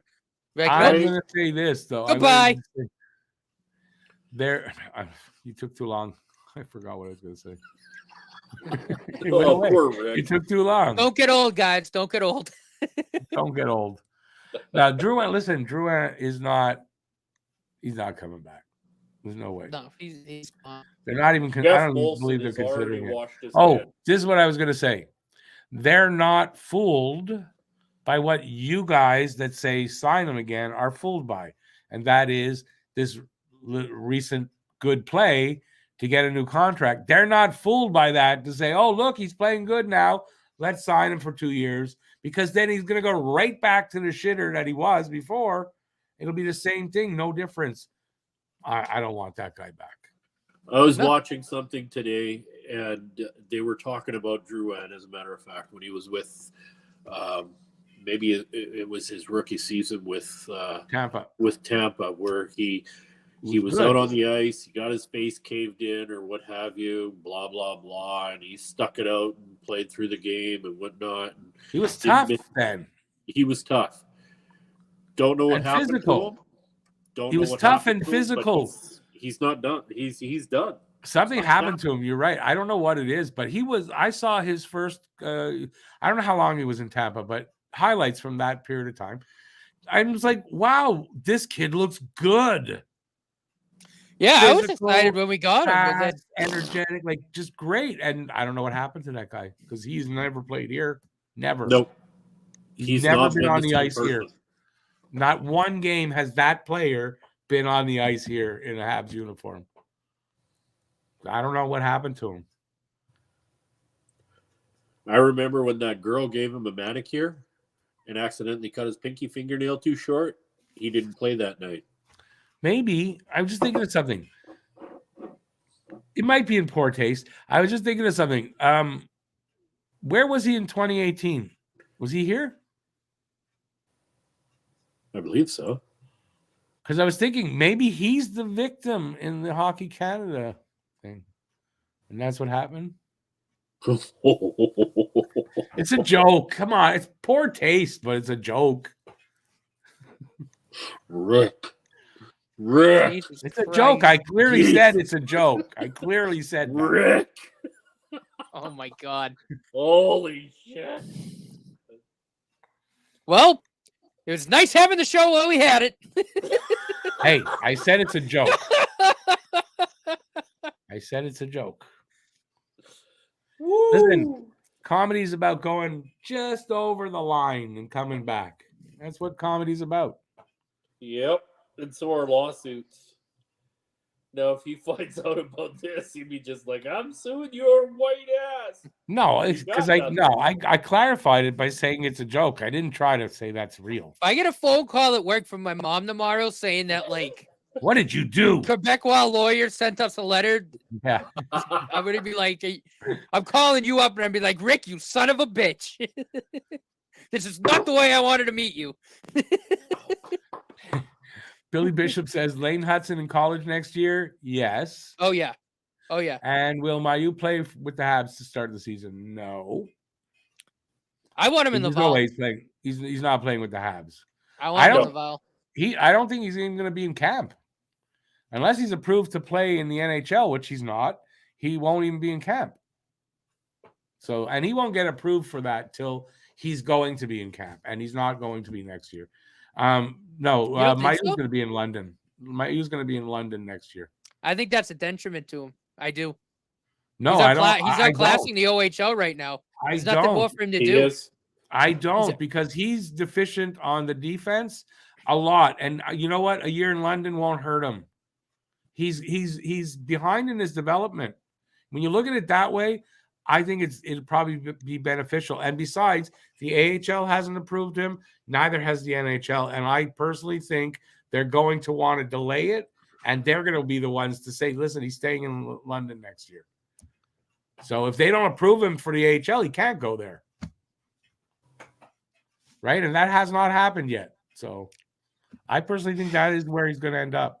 I know his only deficiency defensively is his first pass out of the zone needs a little bit of work. It doesn't matter, though. He has to still be That's really it. There's nothing really else that, like, his positioning's fine. He uses his body. Yeah, offensively, he outclasses everybody in the damn OHL. Players. That's against it's kind of ridiculous. It's against I see them bringing him up into Laval. He has to. He has to play in Laval. Okay. If the AHL says okay, because he needs to get that experience. He's got time. And you just said you just proved it to me, Rick. You just said it's against junior players. So why are you going to have him outclass junior players again? He needs to work on. If he's deficient that bad defensively against junior players, how bad is he going to look up here? He's not that bad. That's the knock on him, though, is that defense. Now, I've always said too, he's an offensive defenseman, puck mover. Defense isn't the biggest thing. That bad. He's really not that bad defensively. Well, I don't know. I haven't scouted him decision making could use a tiny bit of work, but that's coachable. But that's okay, it. But how do they get around the AHL? His positioning's fine. He uses the body fine. Well, if the AHL doesn't approve him, then he has to go back to London. But I'm just saying, if he gets approval, I want him in Laval. Gislain, we've gone over this. Mailloux will be eligible for one more season in the OHL. So he's eligible. I just don't think it would do him any good to play another year in London. I don't. I don't know. I think the same way Slav should go to Laval, Mailloux probably should stay in London.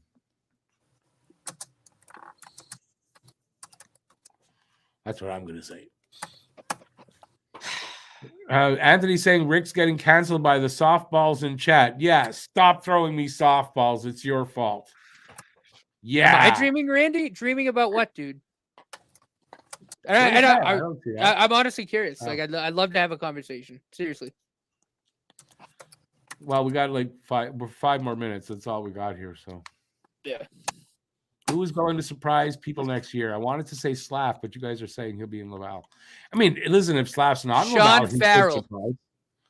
Write it down right now. Sean Farrell. You think Farrell, eh? Sean Farrell. Absolutely. You think he'll make the?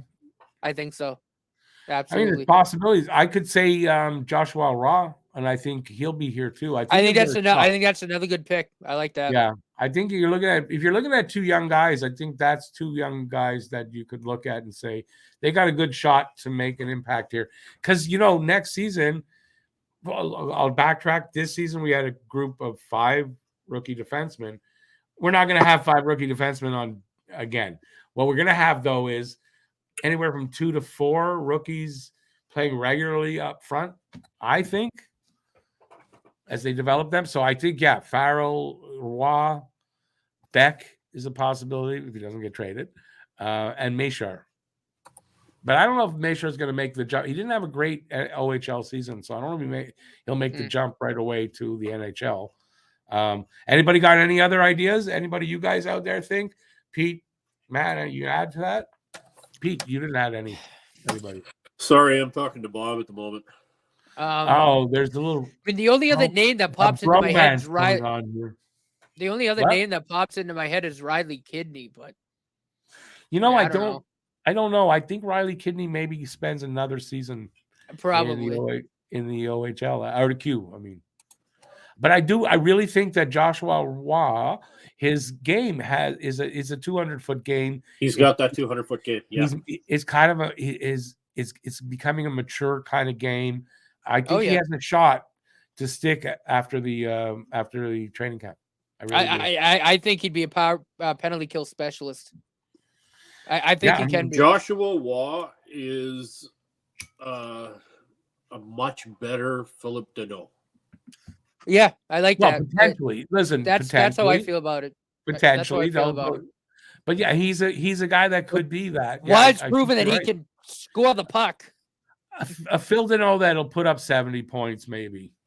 You know what I mean? That's what I mean. A much better Yeah. Phil Deneau. Offensively better. He's got everything you want. Yeah, offensively, I think I compare him to a baby Guy Carbonneau as well. He's got everything you want in a hockey That's player. a bit. That puts a lot of pressure on a guy. I wouldn't say that yet, but I mean, I guess the potential there. The potential. I guess there's a potential that he could reach something like that. Yeah, but coming in, I wouldn't want to put that on somebody. I would put it on him. I mean, I like the kid's game.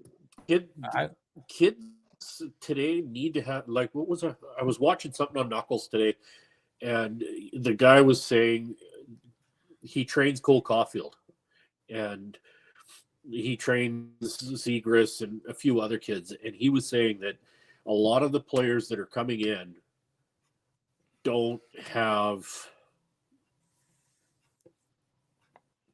balls, not balls, but they're lacking things. They're coming in too cocky, and he straightens them right the hell out. Doesn't cocky go with balls too? Just joking. Yes, no, maybe so. I'm trying to keep it clean, Rick. I know. Right. Where was I going with this? No, but did anybody come up with anybody else to add into that? There's somebody else out there for that fourth guy. We need to basically put pressure on Struble, maybe? I guess Struble's a possibility. Struble might be the lone guy that's a rookie on defense next year. Like, you might see Struble in some games, especially if there's injuries. I could see that. So maybe it is Struble. We'll go with that. That's fair. Because I think Struble's going to get a look. I don't know if he'll get a look and then they'll move him, or he'll get a look and he's a piece that would be useful here. From what I'm hearing about him, he could be a very useful piece because he's a really good defenseman, and he is super strong. Like, you're not pushing anybody around on the ice when Struble's out there. So another like Arbor Jackeye type, from what I understand. And that's a good point. He's a physical specimen. That's all I wanted to say. Go ahead. Well, I'm glad you brought that up. It's another reason why I think Logan Mailloux should play in Laval. He'll have whoever his defensive partner is going to be able to cover on defense. Even if he's lacking a little bit, his defensive partner is going to be able to cover for him. Good point. Listen, you may be right. But again, it doesn't change my point of they definitely have to get him cleared to play in AHL. And that they do. But I think if he gets cleared, I think he has to play in Laval. I think he will be. And I think he'll get cleared. I mean, I'm making a point out of it, I guess, just because I want to be right. But no, I think you're right. I mean, the offense is there. I mean, offensively, he's more than ready. He's way more than ready. No, I agree with that. Like, without a doubt. No, I agree. But you can't. I really want that fucking howitzer on the blue line. Like, I want that 103 mile an hour bomb. I get. He missed 2 seasons of hockey, so that's a lot, and that's why I say he probably going back to London. Is mostly because of that. I think that it would do him better to. I think it would do is just pad his stats down there. I mean, I don't know what more he can do. I don't think there's anything wrong with a guy like that. I think he needs professional the hell coaching. Out of that league. That's right, Matt. He does need the professional coaching. He's already dominating the Jesus out of that league. Nobody can stop him when he's in the offensive zone. But nobody. The other thing is, I know you want that 103, 105 mile an hour slap shot from the point, but that's what's ruined Gallagher's hands as well. Well, not just that, but Yeah, but it's not just that though. With Mailloux, though, he's got a hell of a wrist shot too. Like, he doesn't always. Mailloux is a great player, and we just got fingers crossed that he's allowed to come into the AHL and allowed to come into the AHL. That all depends on what Bettman decides to do. Well, I think he'll be allowed because, and I'm not going to bust Matt on what he told me, but if you look at this 2018 thing with Hockey Canada. Some players from that thing, are playing in the NHL. And if you're going to tell me that the NHL doesn't know that, I don't believe you. They know who it is. And they've let them play in the NHL. Mayu's playing in the NHL. So are you hinting at the Makar stuff?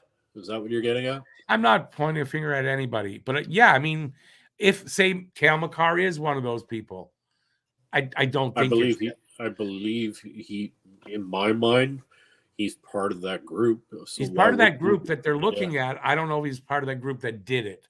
That's not what I'm saying. What I'm saying, though, there are players that are in the league now that were the players that did that. And if you want to tell me that they're not even at least suspicious that that is those guys, they've let them play here.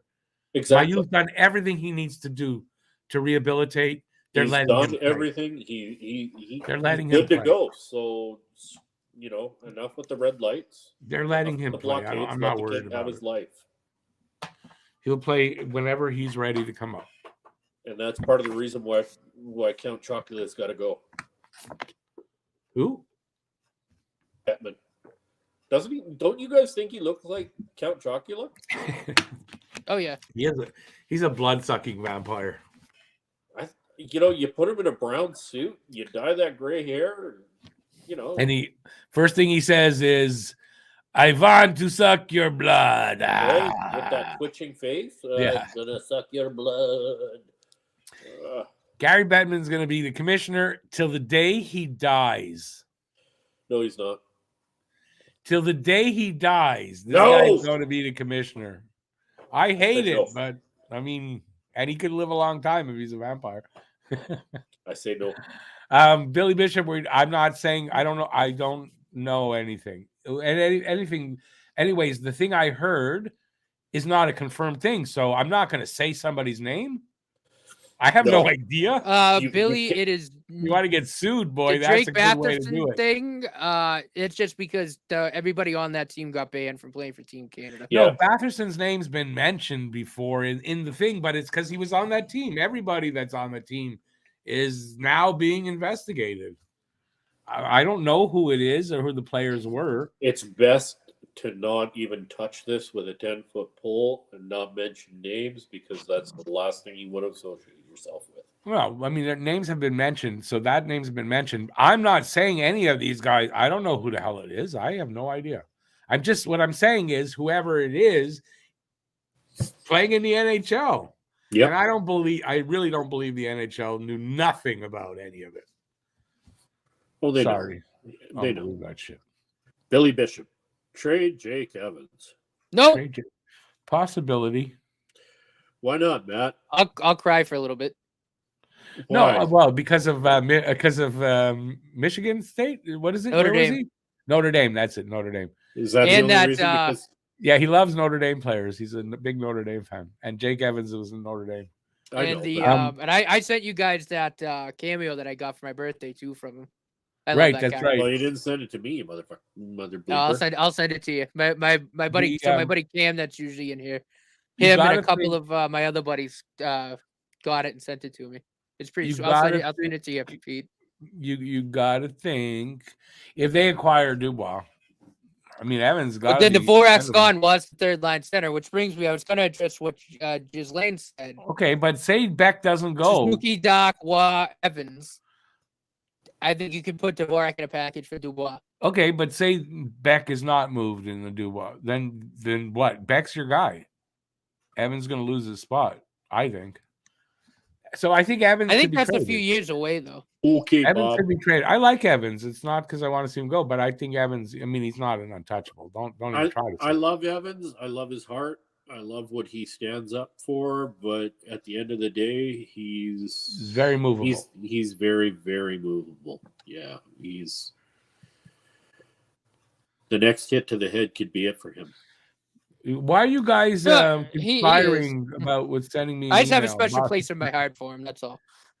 Yeah, no, I get that. Bob's but it's a sending business you an email, Rick, because Bob wants to. He's giving me shit about the Cannon.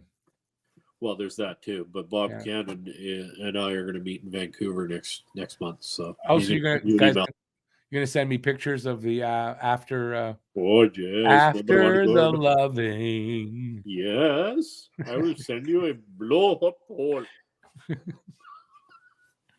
Just do me a favor, blur out the parts I don't want to see. Well, if it was Just blur you, them you out. wouldn't want to see any of it. No, I really see, Bob's losing his mind right now. Wait a minute. wait. I don't swing that way. He wrote it in there. Wait a minute. Okay, I think we're coming. It's time to come to an end here. All right. Oh, okay. Billy Thoughts Bishop, on I love Gurianov. Gary off. Love him. Pete definitely has to give his thoughts on that because no, I like Gurianov. I like Gurianov. Problem is he's an RFA. He's but he's a guy that's I mean, if you bring in a Dubois, Gurianov's going to be on the bubble. Like, do you need a guy like Gurianov if you got Dubois? I mean, Gurianov's a winger, so I don't know. Maybe he's part of the trade bait, right? You never know. Maybe, and that's true. Maybe because he's an RFA, so he's controllable. You got control. Yep. I like Gurianov though. I think there's a lot of there's potential there for a guy that could fit into the team, and he's young enough, and he's a good enough goal scorer, and I think there's potential there. I don't know if he'll still be around or not, but he could be. Anyway, I like Gurianov. He's got to show a little bit more though, just a little bit. Before we go, Matt, say party. Party. There you go. Party. Bob, I kind of agree with Bob's saying about Gurianov. I mean, but I think there's potential there for him to be a good piece that could really help you win. And he's young enough to be here down the road. Will Smith, I think, is a really big possibility for the Habs in the first round because he's got some history with Kent Hughes.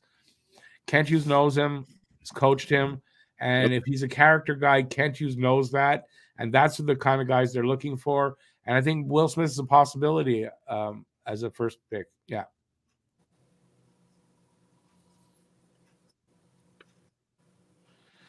Just says 3 players for the Habs: Will Smith, Michkov, and I wouldn't touch Michkov with the. Yeah, no. As much as I love Michkov, no way, David, I'd rush him. Not with too much risk. Too much risk. Touch him. I mean, if Michkov drops, say you got Florida's pick, right, and Michkov drops down there, I'm okay with that. But I'm not okay with that first pick where you're going to guarantee to get somebody good and you're going to take it on a risk like that. Not me, personally. And I don't think for me, either. If he drops to the second, then I would grab him. He's not going to drop to the second, but if he did, no, he might drop 10 or so. I think there's just too much risk, and I can't justify that kind of risk. J-Fed, I'm not going to read those names off. Sorry. Who's it? Bob, who is it? Will Smith. Yeah, Will Smith's got the tools. He'll be an elite player, I believe. So, yeah. Anyways, that's it. We're done. I want to thank everybody for being here. It was a lot of fun. It was a good conversation. Thank you guys for the conversation. It got very warm. Hopefully, we might have answered some questions. Maybe not. Maybe made new questions. I don't know. But it was a fun conversation. Tomorrow is who are we playing? Florida is in town, so it's one of those games where we need to lose. Either way is okay, win or lose. I don't know what you guys prefer.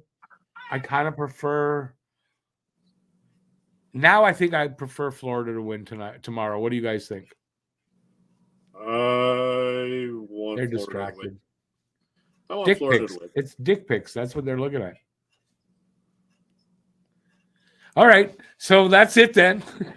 Hopefully, you guys will join me tomorrow. I got a pregame show at 6. The live hangout is at 7. We'll have fun after tomorrow's game. There'll be just 6 games left, and that is it. The season will be over, and then who knows what we'll do. We'll still be here, though. Don't worry about that. That's it. Till next time, stay safe out there. Peace out, y'all. And on behalf of the boys, have a good night, everybody. Bye-bye. See y'all. Ciao, ciao. Ciao, Van Dong.